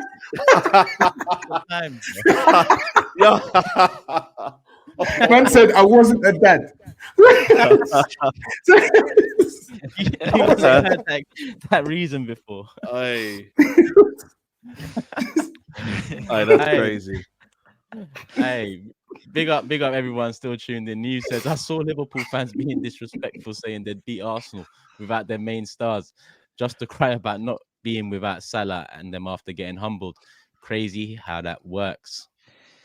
Big up Elisa as well. Aye, my bro. He sorted me out with a ticket. You sorted me out with a ticket for Man City, 1-0, banger. Sorted me out with a ticket for Liverpool, 3-1, banger. Big up Elisa.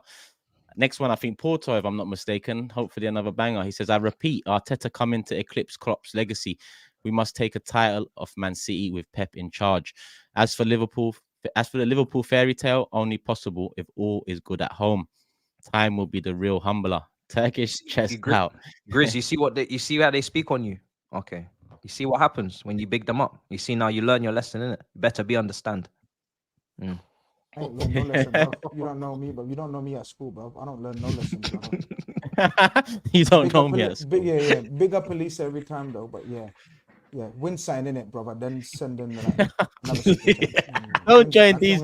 I've got I've been saying that though. No. There's levels. I think he's done a bad boy job, and I disagree with Toby's and Matisse's sort of analysis of the manager.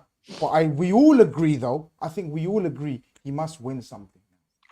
Oh yeah. Like all these fist pumps and all of this, whatever now, and big man talk. I know Toby says let go ahead and whatever, but he's done a great job. We have to respect him. But now he has to win something. He has to win something. Yeah. Yeah, he's done a really good job. Yeah, are you in the FA Cup as well still? Who us now? No, you know who not rotted. You're evil guy. Wow. You're head loss. No, we're gonna blame on head loss tonight. We're gonna blame on head loss. Yeah. Well, hardly I didn't mean it like that. Yeah. Wow. So it's the Champions League or the Premier League left. Yeah. And I told you, I make you second favourites. Now you guys see where I was coming with that. Yeah, real football man. You see where I was coming with that weeks ago. After Man City, you guys are the ones, bro. There's no other team out there. What, ahead of Real Madrid? Yeah. Have you watched Real Madrid this season, brother? I have watched them. Okay, well that just shows you. The top of the La Liga. Yeah, forget it. I don't know what you're trying to do there, but yeah. Spurs Marco says you're like a football noise stinks, man. Shut up. He just sent straight shots. No, but it's rattled, isn't it? I let him off tonight. He's rattled. Today's it's not stable, man. No chicken wings. I'm saying every week, man. I'll say week with you. Anyway, I'll never take it from a Man United fan. I'll whip you. Pause. I don't want to be whipped. Yeah, shut up your mouth then, innit? I will never take it from a Man United fan. I told you, Hughie. I have to fight back because Hughie's a pure rival, and Arsenal beat me. I'll never take it from a United fan, though. Get out of here. This is chaos, mate. This is absolute chaos. This last 15 minutes has been finished club. Madness. Chaos, man. 17 weeks he waited for this. Do you not know SAEED waited this for 17 weeks? The only thing SAEED's waited long for is to break his virginity. He's still carrying on. Yo. Oh my God. He's shooting. I'm serious. SAEED, did you hear that? He's shooting. I didn't hear it, but I'm cool, man. I'm cool. I'm cool. Man. I'm not rattled, man. I'm just enjoying the show. I'm serious. I don't know why he came for me. I don't know why he came for me today. He shouldn't have come for me. It's not his job. Oh my God. Long day. I'm calm, man. Long day. Matisse, what are you doing, man? Long day. Listen, I'm cool. My head's calm. You get me? Like, I don't need to say I'm cool. Nah, pause. I'm cool, man. Pause. Listen, man's rattled, man. It's good. The old man is rattled. We move on. Turkish, read the super chats. You know what I'm saying? Check the figures. Is everyone calm? Yeah, let's go back to calm, man. Everyone's calm, man. Spurs Marco says Easy, lads. Great show as always. Just a shout out to Matisse. Hate Chelsea, hate nearly everything about them, but genuinely felt sorry for him on his watch along. Big up for finishing the stream, Matisse. And he's a Spurs fan saying big up Tobes. Jason says big up everyone. Happy about the Arsenal win. 2026 World Cup final is at the Meadowlands in New Jersey, New York City side of New Jersey. Big Six coming through for that World Cup. We will be there in America. We will be there. Is Meadowlands where Arsenal played in pre-season tour? Because we was in New Jersey. I think it is New York side as well. So it must be the same stadium. But big up, Jason. Hope you're good. And he also, MD goes, sorry, Matisse, didn't mean to rattle you. It must hurt hating from the second page of the league table. Damn shame. Paul says, you boys have wobbled Grizz so bad. He needs a straight jacket to go with that war hat. On another note, condolences, Grizz. Hope you and the family are good. God bless, brother. Big up, bro. Thank you very much. Come on, big up, but, Paul. We ain't wobbled that bad. We're still on top, bro. Wobble bad will be like falling down the table. Jimbo says, the ref in the Liverpool game was so bad. I want that to be said, even though we won and Liverpool got a man sent off. Very soft yellow cards given all game. Just let the game play out. I'll agree with that. JC again saying favorite moment of the season is from Matisse's stream at the start when he did a reaction video to Poch's first Chelsea interview. I urge you all to go back to that video and enjoy. Content for days. All right, Jay. Man knows your content, bro. We must. We've taken note of your name now. Oh, you got another one. Boom. JC, are you a mod? Because if you're not a mod, Scar, make him a mod, please, my brother. Make him a mod. Matisse, I've been watching your emergency meetings recently. You are now no better than the Arsenal fan during the Wenger out era that you give so much grief. Back your manager, smart guy. Hashtag Poch in. See, now you've been disrespectful. You've just compared Wenger to Pochettino. Now, I'm not going to say anything about that. I'm sure your Arsenal compadres will have plenty to say. If you're comparing the great Arsene Wenger to Pochettino, then hey, none of my business. I don't think he's doing that. He is, because he's saying that Wenger out is just as bad as Pochettino out, which is insane. No, I think he's saying that you are very much like the Arsenal fans, maybe like myself, that wanted Wenger out. What's the comparison? Maybe just saying that you're toxic. Obviously, he wants you to be Poch in. He wants you to back the club, and he wants you to. Of course, he does, because we're fucking 11th. Of course, he does. I'm not saying I agree with it. Arsene Wenger was qualifying in Champions League with a stadium debt to pay, but yeah, it's just is what it is. Oh, this one I should have saved. All right, let me save this one because it's on United. Hasn't Real Madrid blamed Liverpool enough? The disrespect Grizz puts on Madrid is crazy, even when we smoked them 5-2 at their own crib. By the way, Chouameni, Jude, and Camavinga say hello. They're the greatest club in the world. How much more respect do you want? You're the greatest club in the world. That's it. I just think Arsenal would give you a very good game over two legs right now. That's all I'm saying. Ain't that deep, man. Real Madrid. No, you think they would beat them? That's what you said. You said that they would beat them over two legs. Don't say good game. Beat. You said beat. No, Madrid are back in a little bit of form. Outrightly beat. Madrid are a little bit back in form. But second stroke, third is not a problem, man. Arsenal in one of the favourites for the Champions League. That's what the whole purpose of my point is. That's fair. Listen, we've still got 46 super chats. I'm going to have to park them off for a little while. I'm definitely not going to get through all of them, but I will touch in on the ones that related to other subjects as we go, because there was a Man United one there. They're sure to be Chelsea ones, Tottenham ones, and so on. But bearing in mind time, it was a late show already, and we've still got quite a few results to talk about. The flow of the show is the most important thing. 2.5k likes. Let's get to 3k. We're nearly on 9k live, 8.7k in the building. Subscribe whilst you're at it, and don't forget to show Manscaped some love. Use the link in the description or the code TB620 and you'll get 20% off. A hell of a lot of products out, a hell of a lot of products coming out. So show them some love. They make things happen on the pre-production side of things over here. So big up them, big up you, and let's move. You see, you just went on a 10-minute like rant. You know, you just got so much energy ripping Arsenal, and I still like I struggle to want to talk about Chelsea. I struggle. No problem. We can move on. I'm sure my colleagues and my friends on the panel would love to talk about it. When we conceded the fourth, I went into the group chat. No one had anything to say. I said, "Fuck, this is really how bad we are. We're not even getting bantered." My notifications ain't even popping off anymore. I'm like, we're not even getting bantered. What's going on here? It's crazy. It's actually mad, you know. Crazy. When you deep it, like you can't even banter Chelsea no more because honestly, right? Yeah. I'm just done with the whole club, man. Top to bottom, it's just a mess. Like if I was to do a spider diagram of everything that's wrong, I'd be out here all day, just line after line after line. We can go from the Mudryk 1v1 DM battles. Now we're gonna have bust ups in streets. We've got immaturity, young players with no discipline, with no leadership around them to guide them. We've got Benjamin James Chilwell with the armband, diving in the previous game, now coming out in this one saying, oh, we had no fight. We got bopped at home to Wolves. Wolves are a nice team, but from start to finish, they just had us. We got our early goal, or whatever it was. I don't know what time it was. The whole thing's a blur. But even when we scored, I was like, this is a 50-50 game right now. It's just back and forth. And then when they realized they needed to up their game, they just started blamming us. You got 2v1s. Akuna Matata is what I call him on the left wing, just absolutely pissing up all over the place. Acuna Matata.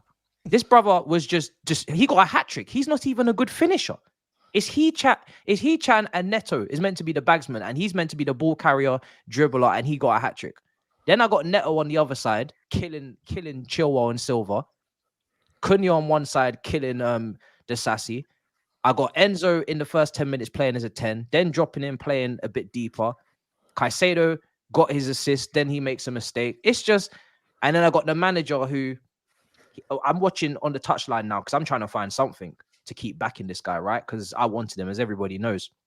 I'm all out of ideas. This guy's sitting on his ass. He ain't barking no instructions. He ain't got nothing to say.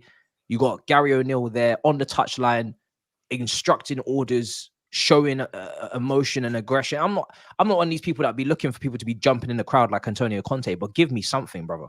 This is a young team, and the seniors act like they're 21. You know, Sterling performances.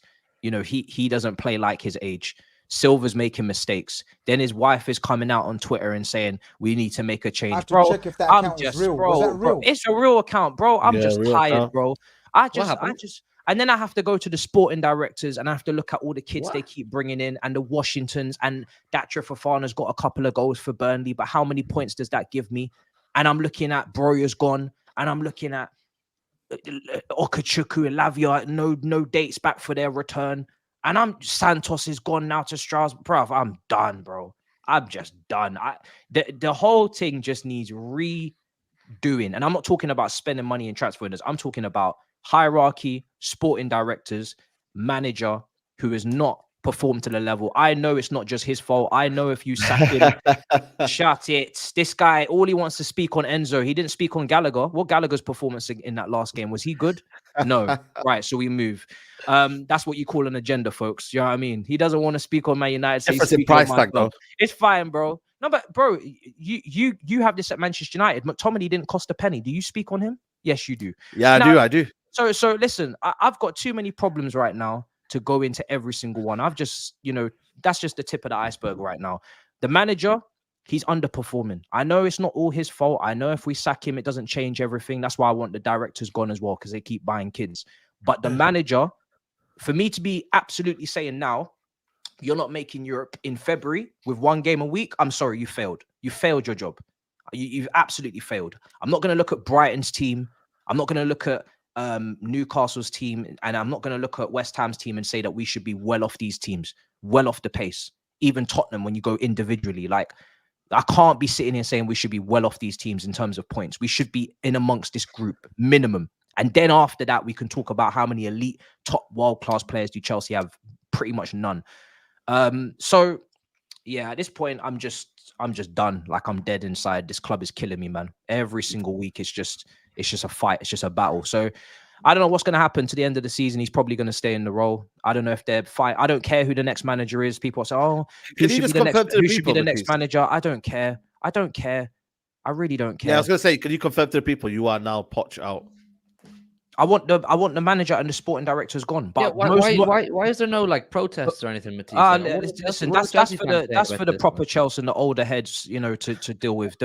You should be leading that. No, don't lie to me. Can you borrow bed sheets? No, I did a protest for the What Ricketts. did they protest against, though? Listen. I did a protest. What did they protest against? The I coach, did a the protest already. ownership? Listen, I did a protest I need already to for the protest Ricketts. something, man, because it's way Are too chill over are there. you guys gonna listen? I did a protest for the Ricketts already because they were. To be fair, he did. To be fair, he did. Right, I did my time. I made sure that we didn't fall into the hands of no racist owners and all of these other issues that they had that we found. Yeah. So now, if you want a Super League level protest, I can't reach those older heads. Do you know what I mean? Them in the 50s. What are they all saying though? What's the vibe in the Chelsea fan base? That's for them to handle. I don't know what they're no, saying. They're not vibe in the happy. Chelsea I'm fan hearing. base right now, in general. I'm hearing boos. I'm hearing problems in the ground. People are saying Roman Abramovich. People are saying, listen, we'll see what happens. Do you want me to reach the old heads? Do you want me to reach out to them? Bro, you do as you please, bro. I'm tired. Do you know what I'm saying? Like, I'm just one guy. Man's tired. Man's exhausted. Cams is a football man. He doesn't speak on his club anymore. He doesn't like Ten Hag. He doesn't like what's going on. But he wants to talk about Chelsea. Every single clip I see on Twitter is Chelsea, Chelsea, Chelsea. Listen, it is what it is. I know Man United fans are becoming football men now. I'm becoming one Chelsea's myself. the topic of the town, though. That's why. Chelsea's the topic of the town. Shout out Cams. You got shout out Lias, football men. They don't want to speak on their club no more. I get it. We're diversifying the portfolio. I'm gonna join you. I'm generic fans. I know if your team were on shit, on some serious smoke, you'd just be Man United fans. I know if your team were on some serious title racing. Culture scam. I know if it wasn't just Liverpool and City, your biggest rivals going to head to head, you guys would be Man United fans focused, locked in for the season. But because you're not at the top of the league, because you're not in the Champions League, you're not really interested. So I get it. I need to see you and Cam's face off, No, we don't. No, we don't. No, we I don't. think we need No, we don't. Listen, he's got the link, man. Cam's is I think he's got the link, to be honest. Cam's is at me on Twitter. He was going into the underlying metrics a couple weeks ago, and he was saying, "Do you know what? I think actually Man United are more screwed than Chelsea because we were 1 point behind." Then he's gone back now and he's changed his mind. Listen, me Cams go back and forth, man. We love Cams, you know what I mean? But for me, I'm tired, man. I ain't got time to argue with nobody. I'm just dead inside. Let Cams do what he's doing. He's rolling.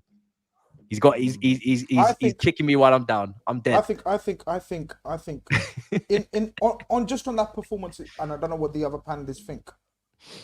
I think that game on its own was a sackable offence. Sorry. And they'll start crying. They'll be crying. Sorry. Bro, you all right, man? Man's watching Love Island on. No, it's not Love Island. It's watching Love Island. You are just It's not Love Island. Unbelievable. Sorry, someone sent me. It's not Love Island. For fuck's sake. It is not Love Island. It's Gunner Blog going off at Chris Sutton. It's Gunner Blog going off at Chris Sutton, and it was played accidentally on my phone. You not just record Love Island, Tobes, now? Just record the shit. Just record it, bro. If you want to watch Love Island, why do I need to lie? Why do I need to lie? Look what he's watching. Look what he's watching. Look what someone just sent me from his house. I watch Love Island. Someone has sent me from this house. What is he watching? Grizz. I got cameras, brothers. I got cameras. He's watching this. I watch Love Island. However, that wasn't Love Island. Look what he's watching. If you want to know what that was, I'm going to send it to you. It was Gunner Blog. That guy who runs Gunner Blog. He was roasting Chris Sutton. And I was watching it before and it accidentally played on my phone. So relax. Someone sent that to me. Grizz is killing me today. Someone sent me that, Saeed. He's watching that shit again. We warned him. I'm going to get it up now. You're a grown-ass man. We warned him last time. That wasn't Love Island, but fair enough. If you want to dunk, go ahead and dunk. Sorry, Matisse. I'm about to tweet what played. I've lost my train of thought now. I don't know what Tobes is on. He's moving mad. You're talking about what are you talking about? I actually forgot. Sorry, I said in isolation. Even I don't know what you guys think. That's close to a sackable game. It is. That's when the coach loses the job. It is, bro. I agree. Bro, I wanted nothing more for this young team and this disrespected manager who now is going to catch his disrespect and there's nothing I can really do about it, like he has earned it, to prove people wrong. But at the end of the day, I can't lie. It's the same with Tobes with Conte. Like culturally, this guy's not a fit. I'm sorry. He's not fighting back. He's just taking these licks. And the thing is with me is he's contradicting himself in the presses. I hate it when managers can't be honest. I hate it when managers can't speak on the game tactically post-match and treat us like dumbos. Like he's just speaking, we're just lacking fight, grit. bro, we're also lacking clarity in how we should play. I'm watching my team against Wolves and they're just winging it when they go forward. People are just dribbling into mazes. There's no passing combinations. There's no plan. There's no strategy. There's nothing. And then on top of that, we're open defensively, open play, set pieces, wide position. We just collapse in every single department. We're just shit. Every single part. So there's nothing I can do. There's nothing I can say. It's just, and he's the fool guy, because when he goes, people are going to be like, oh, everything's fine now. No. These sporting directors, since Todd Bowie's given them license to, take control, and they've just bought kids. Mudryk, Madueke, Angelo, Washington, Fofana, they just won't stop. Okuchuku, Santos, they just will not stop buying kids. They even wanted to buy more in January. They wanted to buy Duran, 20 years old, from Aston Villa, 2 games in this season. It's just long. I can't be asked. I cannot be bothered. I agree with Grizz that it's a sackable offense. I'm surprised he's still there, but I think they're in a predicament, Grizz. Like, if they sack Pochettino, who do they go and get? Who wants the Chelsea job? I'm not gonna lie, man. That's a poison chalice for me. With the knowledge we have on the runnings of Chelsea Football Club and the way they do their things, there ain't a queue outside the bridge for that job. I'm not gonna lie. Unless you're offering someone a fat bag. Who? Togs, who? Who, man? I don't know. Any manager. Any manager who's not chasing money, right, and has any half a brain cell in their body will not be taking this job. Because this is how many managers is this board gonna fall out with? Chelsea, man. This manager, this board are actively trying to sell Gallagher in the transfer window that just went, when he has told them repeatedly he's important to me. What manager wants to work under these conditions? It just doesn't make any sense. Do you know why I'm crazy about, like, and I agree with Hughie, like, no one's going to take this job or you'd be mad to take it, is because, their usual flex was money. No problem. Yeah. We'll fix it with money. We'll throw money. And eventually, if you throw enough money, it works, right? Because you get the right man somewhere. I don't think they'll be able to flex that money. That's the problem. So a coach is coming in with a bunch of players that are just all over, a squad that is all over the place. And that tweet from the club captain's wife. He's not the captain, but yeah, I get you. Sorry, one of the big boys. Yeah, one of the big guys. He is the man. Yeah. Take out Silva and there's nothing left in Chelsea. He's leaving at the end of the season anyway, so. Hughie, just to put Hughie, he was like, what happened? Hughie, she came out after the game and said, changes needed now before it's too late. My thing is this. Sorry, just at least Grizz, with the old Chelsea way, it was still a mad place to go under Roman Abramovich. It was. Yeah. You were in the firing line all the time. If a couple of losses and he'd get rid of you too. But at least under Abramovich, if you're the manager there, he's going to buy you bad boy players. He's going to bring you in serious ballers that you should be able to work with if you're a good manager. These guys at the minute are buying nobodies. Who are? I looked at Chelsea's squad list after they lost to, who was it? The one before Wolves, your last game. I was like, who are these people? I don't watch Chelsea anymore. I don't watch them. I was like, who are these people? What manager wants to go to this club where they're spending fortunes and you can't see it? You don't know who these people are. There won't be a list, man. There won't be a list. These people, so they get rid of Pochettino, these directors can't be trusted. They've come from Brighton, from Monaco. They are fans of the Leipzig Red Bull model. So basically what they're doing is they're recruiting young players on steroids with steroids money, right? And they're looking to either flip them or whatever the plan is, I don't know. But they're buying them in bulk, stockpiling, which I'm very against. If you're going to buy a couple of young players, then you stop after you've bought a few and you invest your time and your development into them so they can actually have a plan. You don't just stockpile, because then otherwise they all just get lost in the system. And these guys are just doing this on steroids, and they've been doing it since last January. So we need to sack these directors even before Poch, because we need a new director of football to come in who's serious from a top level club, maybe similar to what United have done in a sense with the City guy, and they select the next manager. That's what needs to happen, but it's not going to. So that's why I can't be asked. You know, with Chelsea, man, the day I knew that this was a mess was the day you're playing in the Champions League against Real Madrid, and some reporter asked Bowley which thing the score is going to be. He's like, "Yeah, we're going to win 3-0." Bro, they lost. Did they not lose or something? He's on fucking drugs, Real Madrid, man. bro. The guy was a madman. I just think you know it is with Chelsea. I think like when we talk about it, like, yes, it's a mess. They've created a mess, right? And I don't think like top managers are going to be running to the job. But I also think they have enough there that would entice some of the up and coming like good managers to join their club. I believe they do. They'll pay you a good salary. And contrary to what we believe, Chelsea still do have a reasonable amount of like really good players. Like they still have some talented players. Don't get me wrong. There's Dross. They've got a baseline to work on. Exactly. There's Dross dotted in between it, but at the heart of it, they've got quite a lot of like talented players that a good manager, or a better yet, a manager who's performing to the level that he's at, which Poch hasn't done, will get more out of these players. I think what the problem is that Chelsea, like Matisse said, have stockpiled too many of these young players. There's not enough minutes for these players to play at Chelsea. There's not enough patience for these players to play at Chelsea. They get farmed out to Strasbourg. They get farmed out to Burnley. They get farmed out this place and that place and this place and that place. And what you then see is £1 billion spend on a squad that does not look like it's worth £1 billion. £1 billion, even if you take away the Caicedo, Mudryk, Enzo fees, there's still like 500 million that you should have gone out and spent on a proper playmaker, a proper wingers and stuff. Like it's just a proper striker. Like it's a complete shambles, right? So it's 750 million outside of those three. Yeah, but that money won't be spent. I think you guys are. Of course, it won't. It can't be. It shouldn't be. It can't be. I don't even want them to. They're not allowed. They're honestly not allowed. They're not allowed. No, they shouldn't be allowed to spend again. Yeah, I don't know. It's called something else. It's not called financial fair play now, is it? It's called something else. No, there's FFPs, UEFA, and it's not going to let them do that. PSR is Premier League. Bro, Matisse, I've read some reports.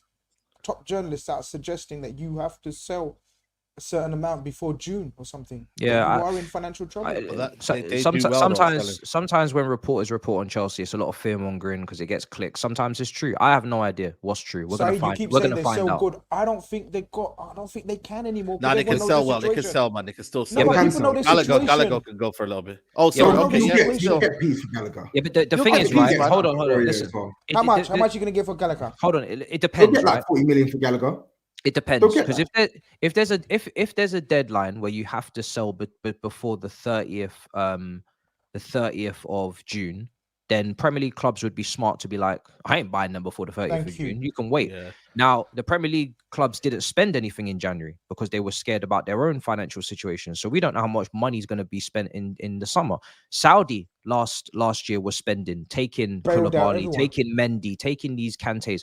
They're not spending anymore. So I'm not sitting here pretty thinking, yeah, we're cool. We can sell, because we would like to think we'd be given an opportunity to sell throughout the whole window. But if there's a deadline, that doesn't, we can't dictate what offers come in for our players. We put a stupid 50 million price tag on Broyo's head in January and ended up loaning him to Fulham, where if he plays more than 10 games, we get no money. So, life change. Do you know what I mean? Life change, but life's different. Yeah, man. I mean, I don't feel sorry for us. If I didn't support us, I'd hate us. I've said it before. Like we're crazy. We're actually tapped. Like big up, Matisse. The only reason why I defend us is because I love us, bro. But if I didn't, I would cuss us to oblivion. I would absolutely cuss us, bro, because it's insane to spend. It's insane to spend this kind of money, and then people will be like, "Oh, we need a striker. We need Osimhen, bro. We have no shame. We need a left back. Oh, we need a goalkeeper." I'm like, do you know what? Yeah, I'm not gonna lie and say that we don't need these things, but bloody hell, the fact that we're saying these things is embarrassing. And I know you're saying that we got a group of young, talented players, but they have no guidance or leadership around them, and they are immature. And they argue in the DMs with fans, and they go on these nights out, and they fly off the losses, and they don't have these leaders to say, no, you're being an idiot. You're not being aware of your surroundings. Sit your ass down and go to training. There's things coming out about people leaving as soon as training's over. No one's doing extra work. I don't know what's true and what's a lie. We don't know. School, innit, man? They don't want to stay for extra. But I'm tired of it. And finally, what makes it worse is every single time we lose, or every single time there's a problem, there's a briefing. Everybody gets briefed. Yeah. I've never seen United, man. Bro, same with you. All of the news today has just been, oh, Pochettino is going to change to a back three.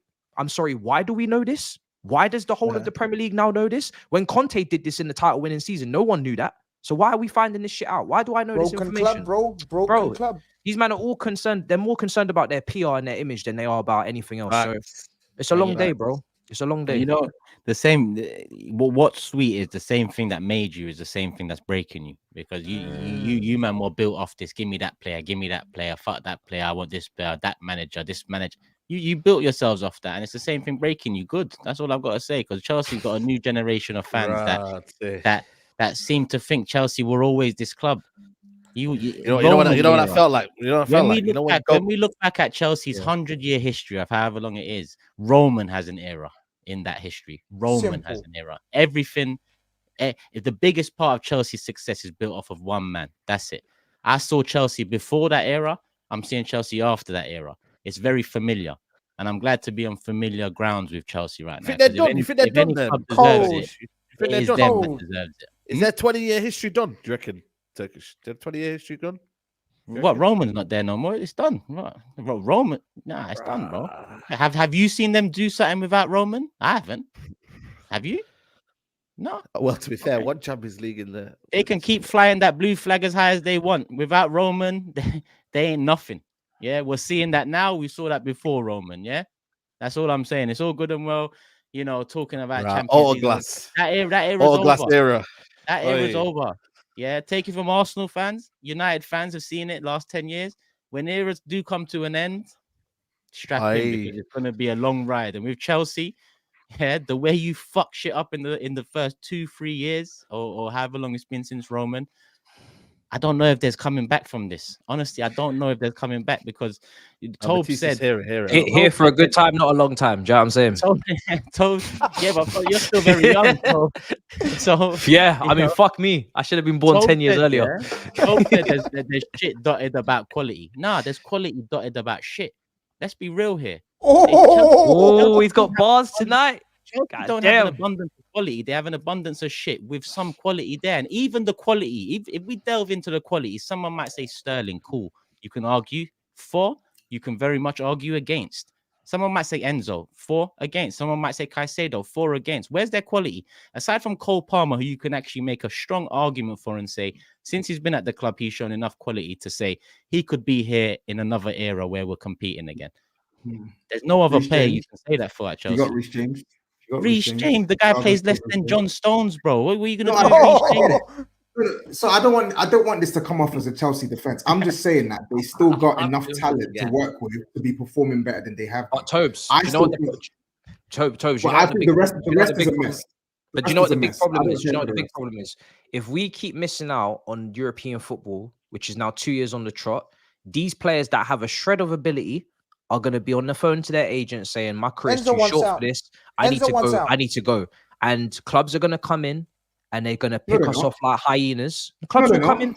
What? These guys are on 8-year deals and cost like 120 million. What club is going to come to you guys and say, yep, I'm going to rescue Enzo from this situation? Bro, if we continue to keep needing money, right, and we continue to keep missing out on European football, and our stadium's too small, and the revenue's not coming in, the TV money's not high enough, we're still doing Hilton Hotel bed sponsorships. If that keeps happening, right, then clubs will come in and pick us off, bro. Do you not remember Arsenal getting picked off when they were going through the rebuild at when they were going at the Emirates, bro? That's different.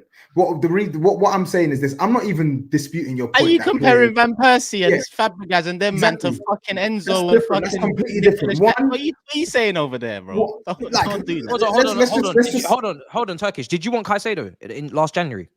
I would have taken him for sure. Right. So now, do you think Caicedo's shit? Not shit.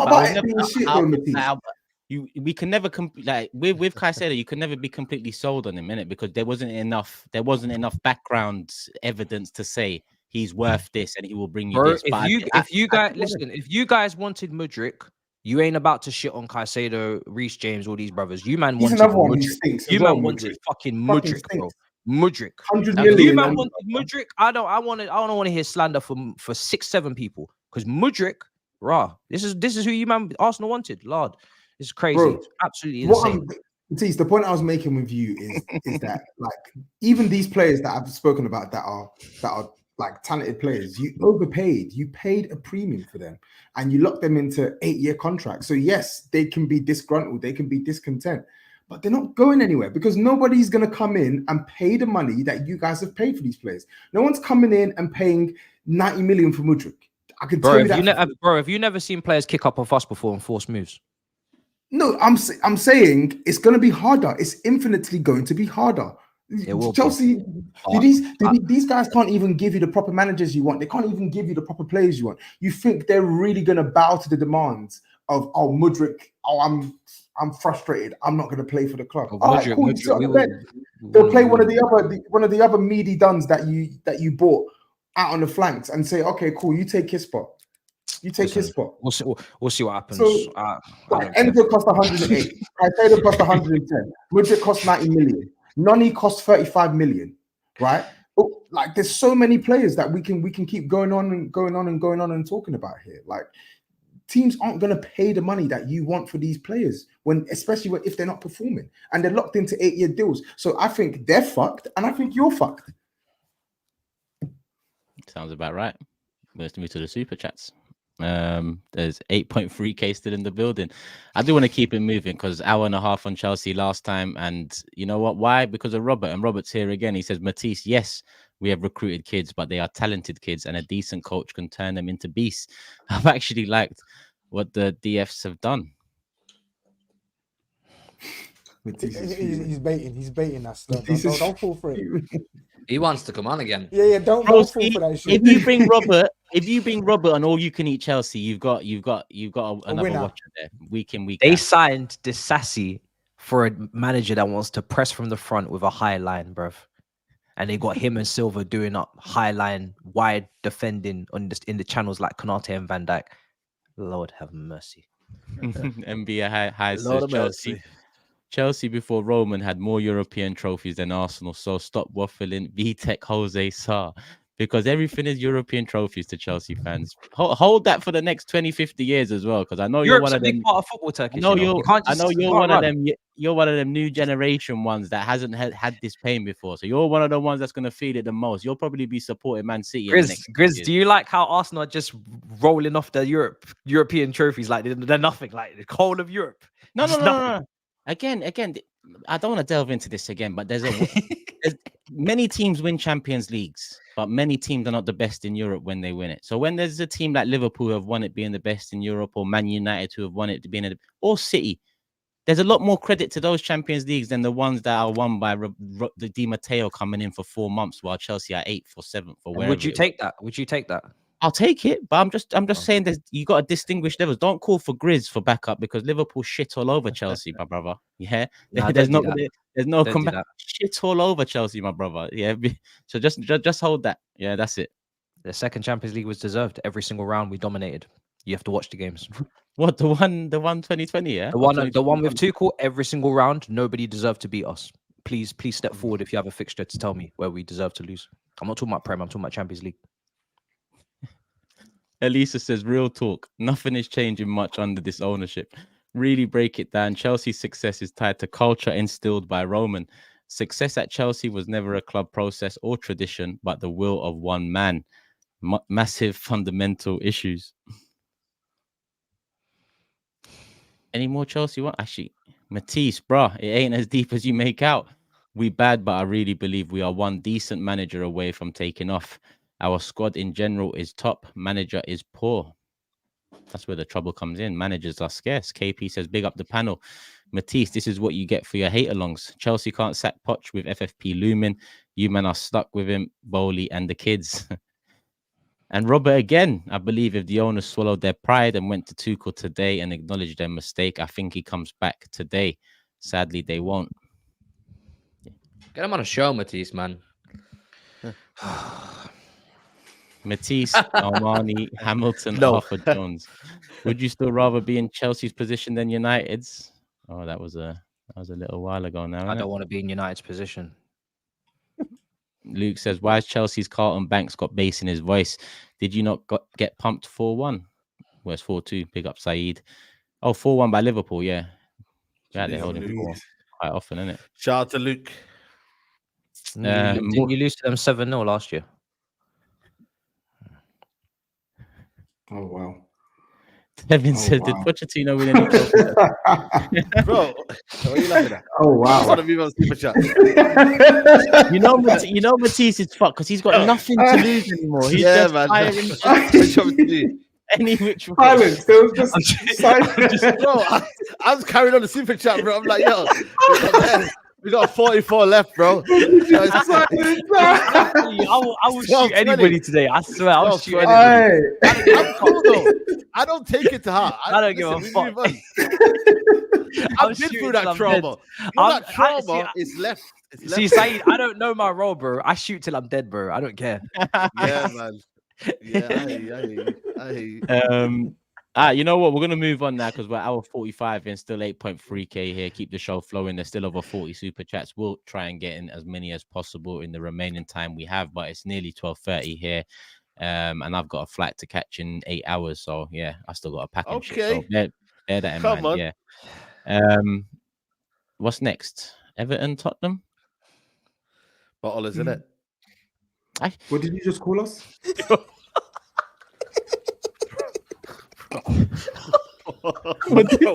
got the self-awareness of a fucking fish, bro. Did you not see your fucking super chat 4 days ago? And you're calling us bottlers. You've actually got you've got the brain and self-awareness of a fish, bro. It's mental. I can't believe what he just said.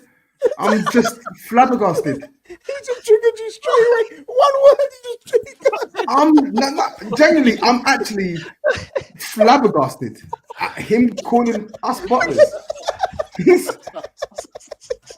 Bro, Saeed does this every week, bro. I'm so confused by what's going on here. He's the best. If he was trying to date me out, why did you take it personal? If he was trying to date me out, he's won because that was crazy. Saeed is a shooter. He's the best. It's personal, man. I thought personal. What Matisse did to me, man. I had to come out with something, man. It's every man for himself, bro. Matisse wanted just on took a on wild the shot. little purple patch. Now he's boisterous. Fuck.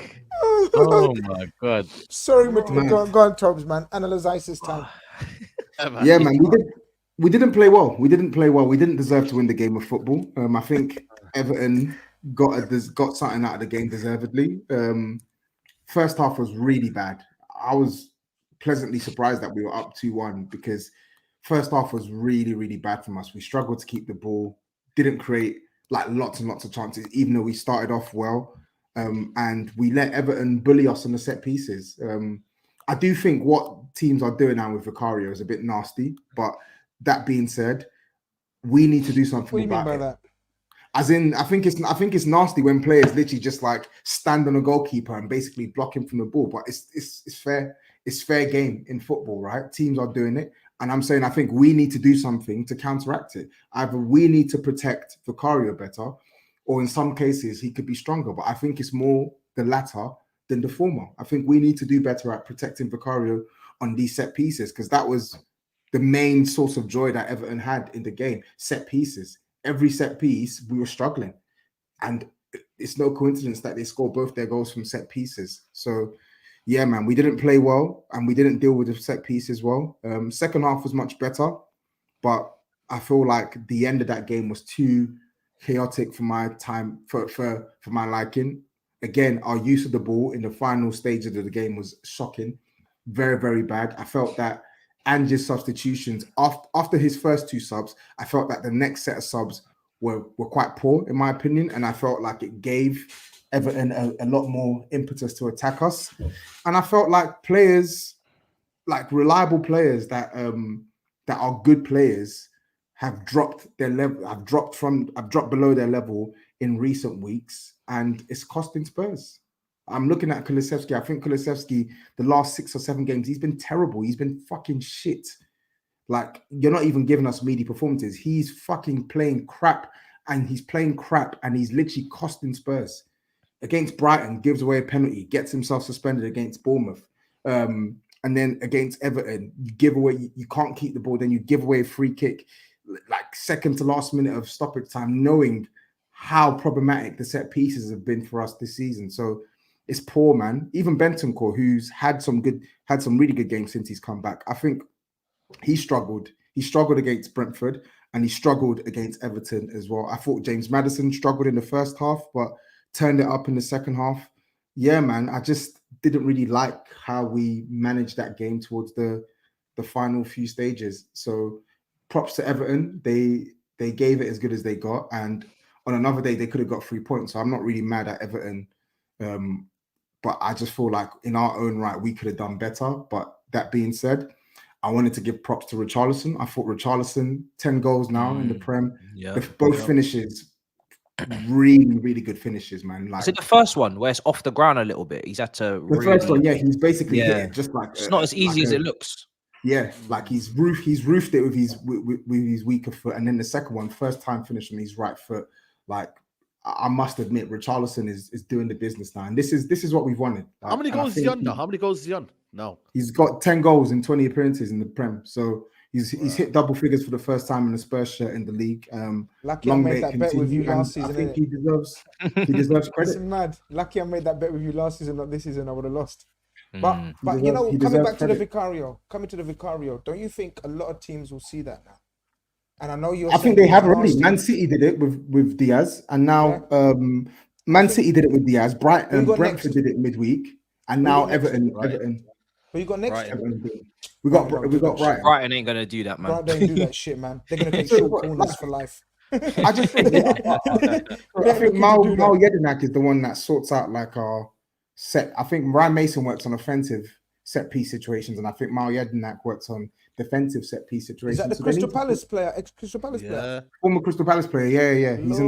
He's one of Andrew's coaches. So they need to sort it out, man. They need to sort it out because teams like I feel like Vicario's taken quite a lot of flack, and I feel like in some cases he could do better, but ultimately he's getting like they're putting players around him, and our players aren't really doing anything to protect Vicario. That's one to keep an eye on, man. He's gonna have to deal with that. Otherwise, no, the team's gonna have to. The team's gonna have to deal with it and help him. I don't think it's just he's got to do the job, Tobes, man. Yeah, like but do you not think so? Every keeper gets targeted like that. When Alisson first came, he got targeted like that as well. Every keeper, you know. Yeah, 100%. You know, I do think all the keepers, Edison, Hart, before all the keepers. Everyone. Yeah. You have to man up. No, listen. I think if you look at that Everton game, right? So they had so many corners, etc. He did well for the majority. There were two where he fumbled. One was the goal, and the other one was there was one where he completely flapped and he missed the ball. For the most part, he did well. Yes, he could be stronger, but I also think the team need to help him. If you're seeing Jack Harrison stand on the goalkeeper, you get between Jack Harrison and Vicario, protect him. Right, so that's all I'm saying. One to keep an eye on. That's all I'm saying. I think it goes both ways. He can do better and should do better, but I also think we as a club need to do better at protecting him. I'm just annoyed that even though I don't think we deserve to win, we were in a winning position and we throw away the game. Literally 2 minutes on the clock is not good enough, man. It's really not good enough. On that goalkeeper stuff, Uzo says not crying about refs, but in the summer I'd like to see them do something about the rule with these corners. Shouldn't be allowed to just box out the keeper with no intention for the ball. And he adds, Alisson had it called as a foul against City. No one said get stronger. It's jammy. Get it out of the game. Nah, you got to keep it in, man. It's part of the dark arts. It's part of, like, you know what I mean? Like the football, man. You don't want to be seeing keepers protected in the box all the time, man. Just got to be stronger. They're simple. That's the way I kind of look at it, man. Any contact on the keeper these days is a foul, and it's bad, man. Like they should have less protection of anything because they have to use their hands. Do you know what I'm saying? They can have it easier. They have it easier. So like, I mean, the Alisson, remember that, but like, look, it is what it is. But yeah, man, keepers get too much protection. It's like a force field. I think the team need to protect him. Like, I'm not mad at it staying in the game, even though I do think it is quite dodgy sometimes. Like when you look at like some of them, they're not even making an attempt to play the ball. They're literally like, I can understand the slight nudge, but some are legit like pushing the goalkeeper, barging the goalkeeper completely away from the ball with no attempt to play the ball, obstructing him, and the team score. I think it's kind of nasty, but we need to stop teams from doing it. It depends, isn't it? Because like sometimes they are pushing the keeper, which I think is wrong, but sometimes they're just standing in front of the keeper, and then the keeper is purposefully running into them to try and get out of coming to claim the cross and actually doing your job because you're trying to look for a foul. That's what I'm saying. That's what I'm saying. We need to distinguish between the two. Like which is why I'm saying I don't think it's one of them ones where it's like, oh, make a rule to get it out of the game, because then I feel like you're just changing too much in football. But when it's so blatantly obvious that the player has no intention of playing the ball and is literally shoving the goalkeeper, I don't really feel like. I feel like there needs to be some sort of common sense applied here to say, hey, look, like this is a foul. If this was happened outside the box, right, you're blown for a foul. Do you think it's going to go right to the wire, you and Villa, for this last? You looks like you're going to go for the last position.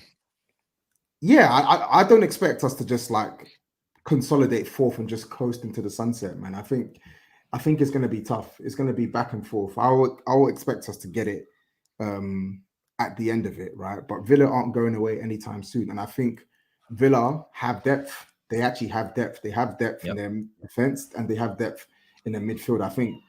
Maybe it's the striker. If they lost Ollie Watkins, they'd be pissed because they've not really got anyone else to step in and play that role. They'd have to play wingers up there, I think. Yeah, but still, Ollie Watkins, 11 goals, 10 assists. Like, they've got no one who's bagging the goals at the rate that he's bagging. So yeah, they've been fortunate to keep him fit all season. McGinn's been fit all season. What's my man's name? The centre back that came back from injury, the one from Sevilla. He's been fit all season. Diego Carlos has been there. Douglas Luiz has been there for the most part. Kamara's been there for the most part. So I don't think they're going away, man. And I think we can't just shut off the teams behind us as well, like your Newcastles, your Man Uniteds. We have to just pick up as many points as possible.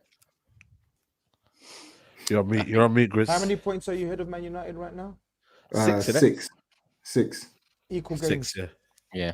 Yep. You lot play each other in it in a couple of weeks. We played twice already. We played twice, yeah. Oh, okay. They won 1. We drew. That's the super chats on Tottenham done as well. There was just those couple from Uzo. So we will keep it moving, bearing in mind time. To be honest, I want to apologize because I think City should have been higher up the list because it was a big win against a good side away from home. We should have probably coupled that up with the title race talk at the beginning. But Foden scored a hat-trick as well. So Hugh, I think it's only right that City are up next. There's already a couple super chats in City, so I'll get them in, people. But yeah, Hugh, I guess that win puts you in the driver's seat now. Game in hand, 2 points behind Liverpool. As expected, I guess you'll say. Yeah.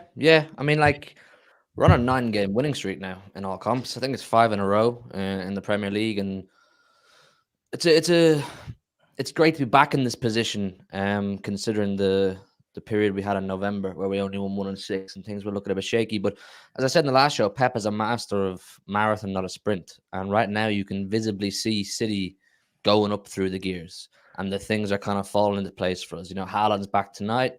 He looked very rusty, totally off the pace of the game, if you ask me, but that's to be expected. He's been out for 2 months. Kev even looks rusty, even though he's on 3 assists now already since he's got back, and he got a goal or 2 as well. He still looks rusty, and he's got more gears to go up. But off the back of the Liverpool-Arsenal result, I really wanted to capitalize. I was happy with an Arsenal win. Take points off Liverpool, maybe derail them a bit potentially. We'll have to see what the knock-on effect of that is. But you know what I mean? Like, I wanted Liverpool to lose some points, and then we needed to go and win. Brentford did the double overs last season, man. The only team to do the double overs in our treble season, and we're going down to them. And they scored the first goal. I was like, rah. And we had 11 shots or something in the first half. See that? What's this guy? Goalkeeper Flecken? Yeah, he was on Flecken. He was on Never heard of the guy in my life. First half became Yashin. I swear to God. He was like a ninja jumping around that goal. And I was like, do you remember we beat you 3-1 last season, Turkish? And we went and drew to Nottingham Forest next week. Yeah. I was getting the same vibe as that. I was like, rah, we're going to keep shooting. Nothing's going to go in. We're creating chances, but nothing's going to go in. This Flecken guy, whoever the hell he is, with all due respect, he's making sure we're not winning tonight. But man, Phil Foden, forget all this Garnacho, Saka, star boy stuff. Phil Foden, star man. Shout out David Bowie. He's a star man. Yeah. I don't put Saka's name with Garnacho. No, don't do that. Don't. That was bold. Listen, man. I was trying to big it up there, but Phil Foden, man. Yeah. Man said, "Listen, man." That's outrageous. Nah, just keep doing what you're doing, innit? Like, that's what I'm saying. I'm sorry, no, I'm sorry. That was actually bad. You know what, Saka, man, if you're watching this, you know we're going at you. No, look, at the start of the season, I said it got to two- Toby, Ganacho Toby 2 goals on the particularly, because weekend, Toby so. had a lot to say about Foden, and I think it was justified for the most part of the time. That I agreed. I wanted him to stamp his authority on the team, become a main figure, because we always knew he's a really talented player, but he was very much a rotational piece. He was in, he was out, he was in that area of the pitch, that area of the pitch. He never really had his, you know, he wasn't one of those De Bruyne, Haaland, Rodri, Diaz kind of players. You know, first name of the team sheet, really important player. Now he is. We've played 22 games. Phil Foden's played 22 games. He's getting goals. He's getting assists. He's playing a really complex role. It's a midfielder who goes out wide. He'll drop deep. He'll play in a pivot sometimes. You'll see him. And he's getting his goals and assists, like I said. So he's doing his thing. And he's been absolutely excellent now for 2-3 months. He really, really has. Every week, he's huge. And tonight, the goals, 1 or 2 of them was a bit of luck. But did you see the one he got an assist from De Bruyne? That Kevin De Bruyne ball. Wow. Man, yeah. Special, man. Special. I think Foden's. I've never given up on Foden, even if he was going through a rough patch, and we had a few conversations on here. I think Foden is ridiculous. I've been saying it for years, and I'm not the only one. Everyone knows his levels, but obviously consistency. City fans were asking for more consistency, more output, stamp his authority, and I've always said it's difficult in a Man City team and in a Pep team because of just rotation. As Hughie says, different positions. Sometimes he creates positions for players, and players need to adapt and adjust. But I've always said a player that can play in that many roles, you have to rate his football intelligence. We know off the pitch he might not be whatever, right? But on that pitch, for me, he's one of those natural-born footballers that just knows where to be, when to be there, and what to do with the ball every single time. And for someone at that age, I ain't gonna mess up his age. How old is he? 22 or something? He's like 23. I think he's 20. I think he's 23 now. 23 is it's a mazza how much he understands the game, and you got to credit Pep for that. How Pep's, I think, and obviously some City fans might disagree, but I think the way Pep's handled him has been A1, and I think he's flourishing now. He's right. I don't think Man City were outstanding today, but Foden was levels above everyone on the pitch. And a 23-year-old, that's Kevin De Bruyne on the pitch, Silva on the pitch, Rodri, Haaland. This guy was, I thought it was a masterclass. I know he got a hat-trick, and I know certain man's got him in his FPL that he enabled me to get 100 points, so maybe I'm asking a bit too much. But he's a bad boy. And it's good to see, though. He's got over 250 appearances for the club, man. He's a bad boy. He's a bad boy, man. 5 Premier League medals, Champions Leagues, Cups, this, that, the other. And look, he's a total. Don't guess that. Don't guess that up. He's just a bad boy footballer. It's not even. This is what I'm saying. For me, it's not the trophy's a club, man.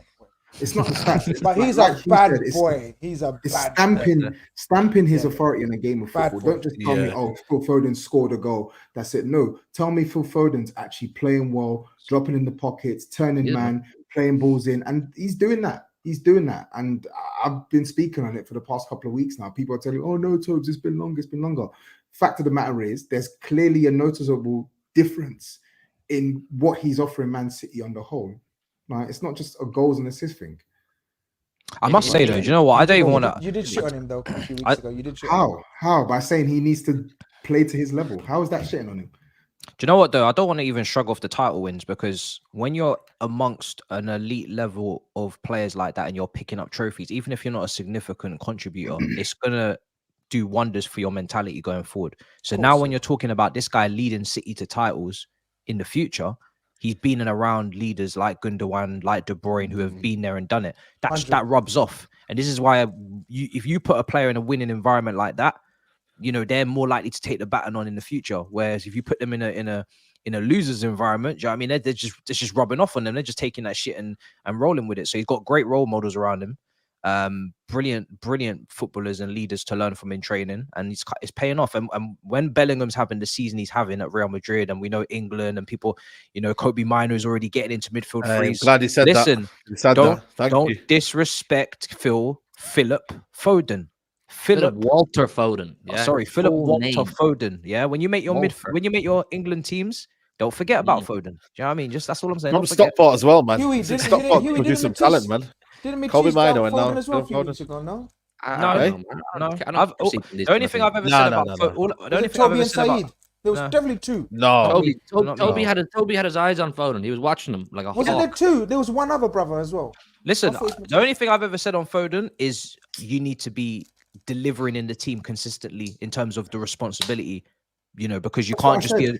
That's all we've ever said. Everybody knows he's a baller, Yeah, but but I don't agree with that. For a young man playing in so many multiple but other positions, young men are doing it. Other young men are doing it though. So when you compare it to other young men who are doing it, that's the point. Your own Trent is doing it. Young man, right? I know you get his age mixed Trent, up. you You lot told me he's 25 now, man. Allow me. He's not younger than Bob. I don't understand. Why am I being disingenuous? If you want to praise Foden, just praise him. Listen, when you got a player that good like Foden, he can deliver consistency. He can. But if anything, it's just proving me and Toby right that he doesn't need to be cuddled and Foden can come in and chip in and then he can come out. No, Foden can start in this team consistently and deliver results. That's what we said, and he's doing it. I'm not here to lie and say, Foden, he could be this rotational player, sometimes play on the wing, sometimes play here. No, come and do your thing. You're that guy. He's a total product of, I hate the phrase, but trust in the process. Do you know what I'm saying? Like when he was younger and everyone was like, you need to go out and go on loan here or move to another club to be the main man somewhere. Pep obviously told him, I got a plan for you. I know what I'm doing with you. I've made great players. I made Busquets. I've made Messi. I've made these guys. Like, I know what I'm doing. And Foden stuck with it. And look, when you think about it, the role models he's had over the years, Aguero, Silvas, De Bruyne's, Gundogan's, Yaya's, all these guys Foden has trained and played with day in, day out. Everyone's like, he's going to be the next David Silva. Nah, mate, he's a hybrid of all these guys. He's got certain attributes from all these guys that he's learnt off. And Pep has made him and pinpointed time-wise as to where he wants him to be. And now he's at the point where it's like, right, you've got a central role and you're playing week in, week out. And yeah, at the start of the season, it was a little bit kind of, we're not too sure. But, Rodri was in and out. De Bruyne was injured. Alvarez was playing beside him. Now he's got Rodri behind him. He's got Kev beside him. He's got Haaland now in front of him. He's got players he can work with. And he's really taken on this role as a midfielder, a chief creator at Manchester City. And I feel good, man. I feel good about the whole thing. Like, we now, as I said, we could be top of the league Saturday morning, albeit maybe for a few hours. But look how important this has been, though. De Bruyne's been out, Haaland's been out, Gundogan was sold, right? Doku's been injured. If this guy didn't step up, it would be a problem. There's a reason why they're on this run. This guy had to step up. This is what we were saying at the start. At some point, you're going to need to step up. You're going to have to do it consistently as well. He's done it. Man. This is why they are where they are. If he doesn't do it this season, City don't have this many points. They don't. Even Rodri had a moment this season where he was suspended. What was the news about Grealish? Is that true or is that just kind of rumors? Nah, I don't actually. I can't tell you if it's true or not, but I don't think it is because he was on the bench. He was in the actual squad. I don't think he would have been in the squad if that was true. Pep doesn't take that kind of shit. Do you know what I mean? I hope it's not true. I really hope it's not true. We like to speak on what the rumors were.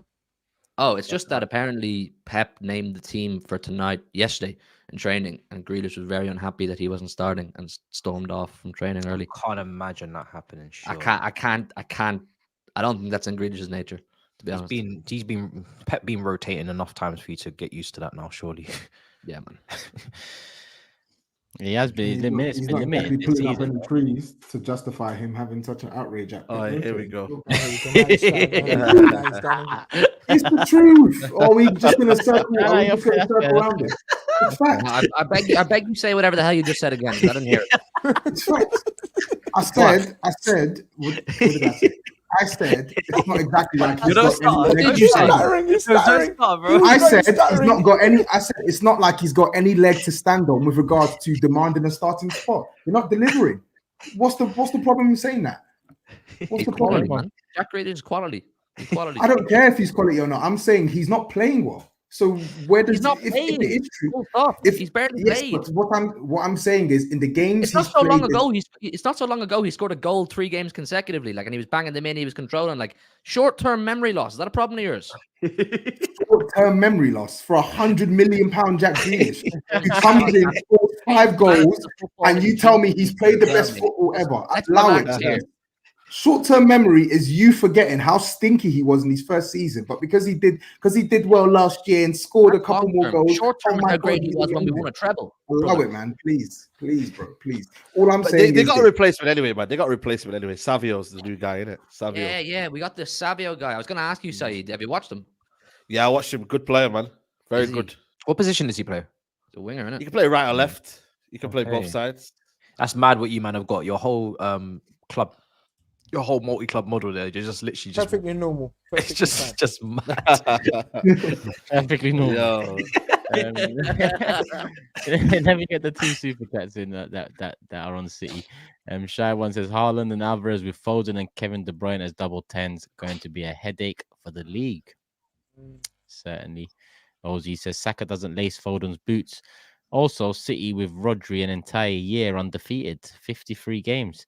Not spoken about enough. If he stays fit, easy league. Is that the record? Yeah. Everyone knows Rodri. Is that the record though? 53 starts, 53 games, no losses. I'd be lying if I said I knew the answer. That's mad. One more actually just coming from Breck saying 13 out of 15 of Foden's league goals and assists this season is against bottom half teams. Oh, they shouldn't be allowed then, right? I was gonna say, man, that's crazy. And it's mad, you actually can't talk on Foden without Saka's name being brought up. It's actually insane. It's forced. No, but that's common though, isn't it, man? It's obviously. I'm talking not even one conversation. Say not, and they're not even the same player. You could put them in the same. I know. There's different players. I know. You could put them in the same team. They don't even play the same position. It's mad. That's social media these days, man. People just like to create narratives and debates. It's mad. Yeah. All right, listen, 2 hours, 10 minutes. It's 10 to 1 a.m. over here in the UK. Saeed's yawning, so I hope he hasn't got much to say on United, even though it's back-to-back wins. Nah, I'm happy. 3 points. 3 points. Just a sad news about Lisandro, man. Just gutted about Lisandro, man. Well, how long is he out for? 2 months. Jeez. Yeah, man. 6 to 8 weeks, man. So I'm just gutted, man, because he's central to what everything United do, man. Especially the Ten Hag, what he's doing. So gutted about him. But listen, 3 points. Can't complain. Garnacho got 2 goals. Hoyle, another goal there. What a finish. Unbelievable finish. And yeah, man, first half was a bit dodgy, but second half, we should have scored more. So yeah, man. Can't complain, man. Can't complain. Garnacho playing well, man. I know you mans were laughing earlier on, but I don't.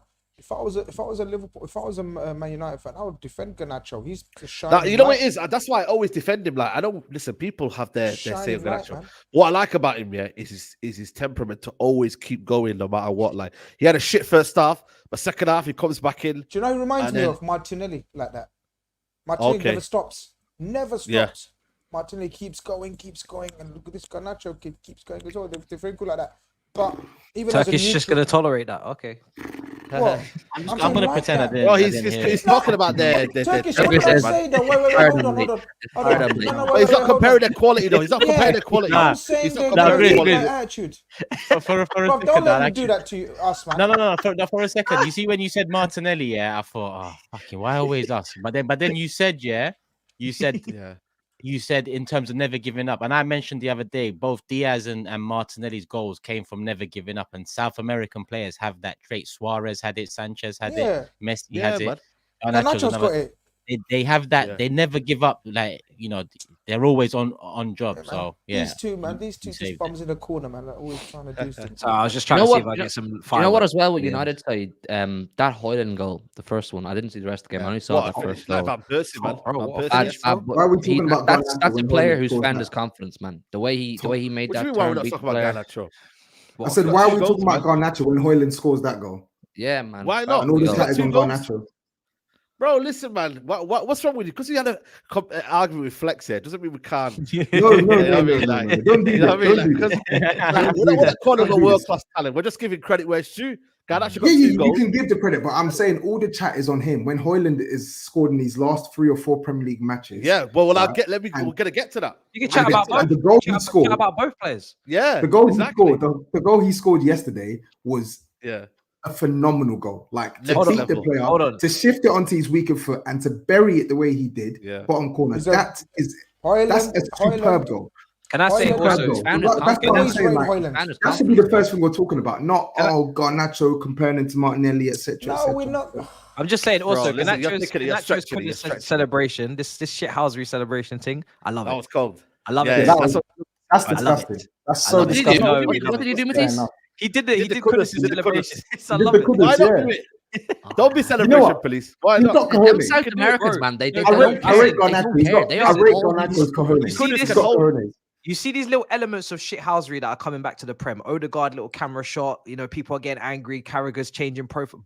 Keep this up. This is what we need. We need more of this. This is what we love. It's beautiful. I love it. Even Moon Pie the other day, bruv, with his little Madison celebration, and he got cooked. I love it. Bro, that was sensational, man. Sensational. But now, going back to that finish, bro, I was in my seat. I was thinking, yo, Højlund, right foot, and a boom. Like, the finish was so clean. It reminded me of Van Persie, man. Because Van Persie was unbelievable with his right foot. And it just, the way he kind of moved across with his body, sensational finish, man. He's a good player, man. I've always said Højlund, he just joined the wrong club at the wrong time and whatever, had a rough start. And obviously social media picks up on it. But he's actually a good striker and he's going to get better. I agree. Why did he ignore Sean? Why did he ignore Sean Millis, though, man?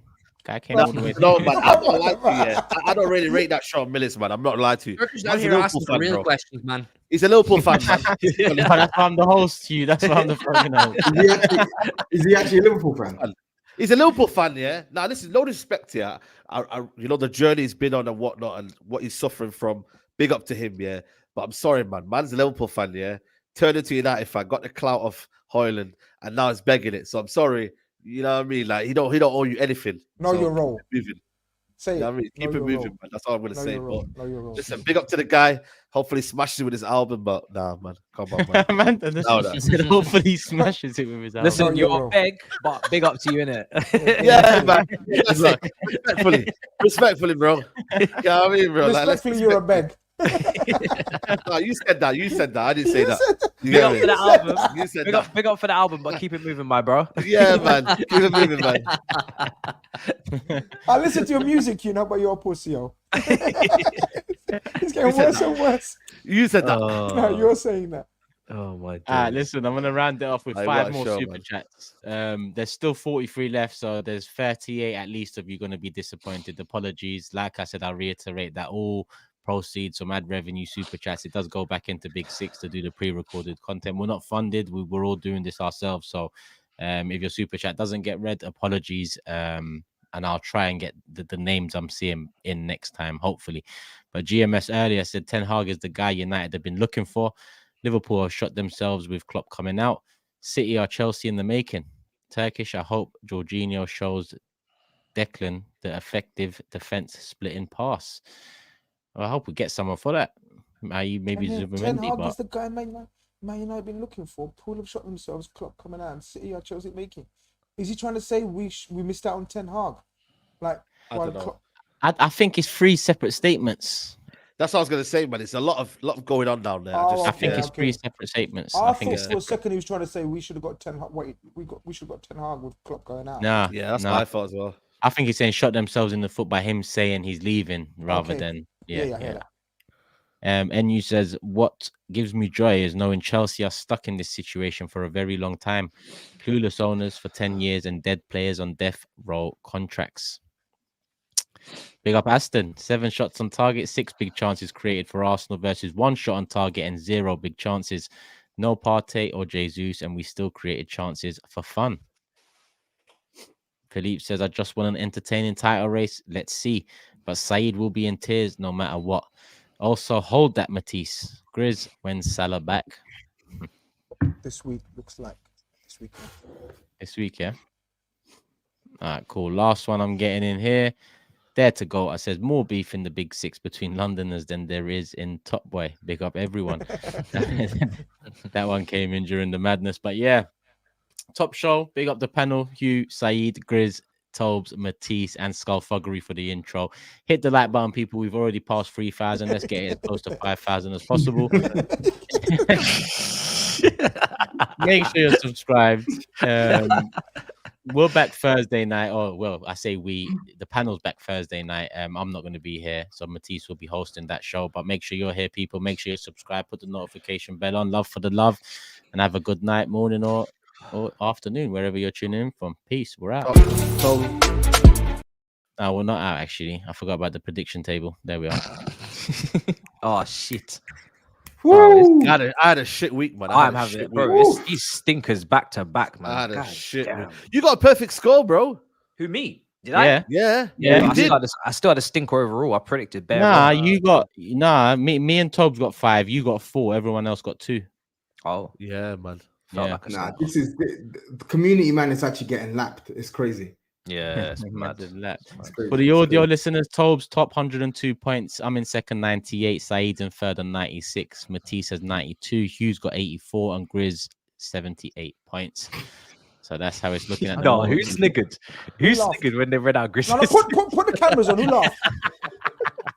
I want to know. Show me names and faces. Who laughed? Show me names. GRIZZ, who do you think it was? He's acting up, you know. He's acting hella up. disrespectful.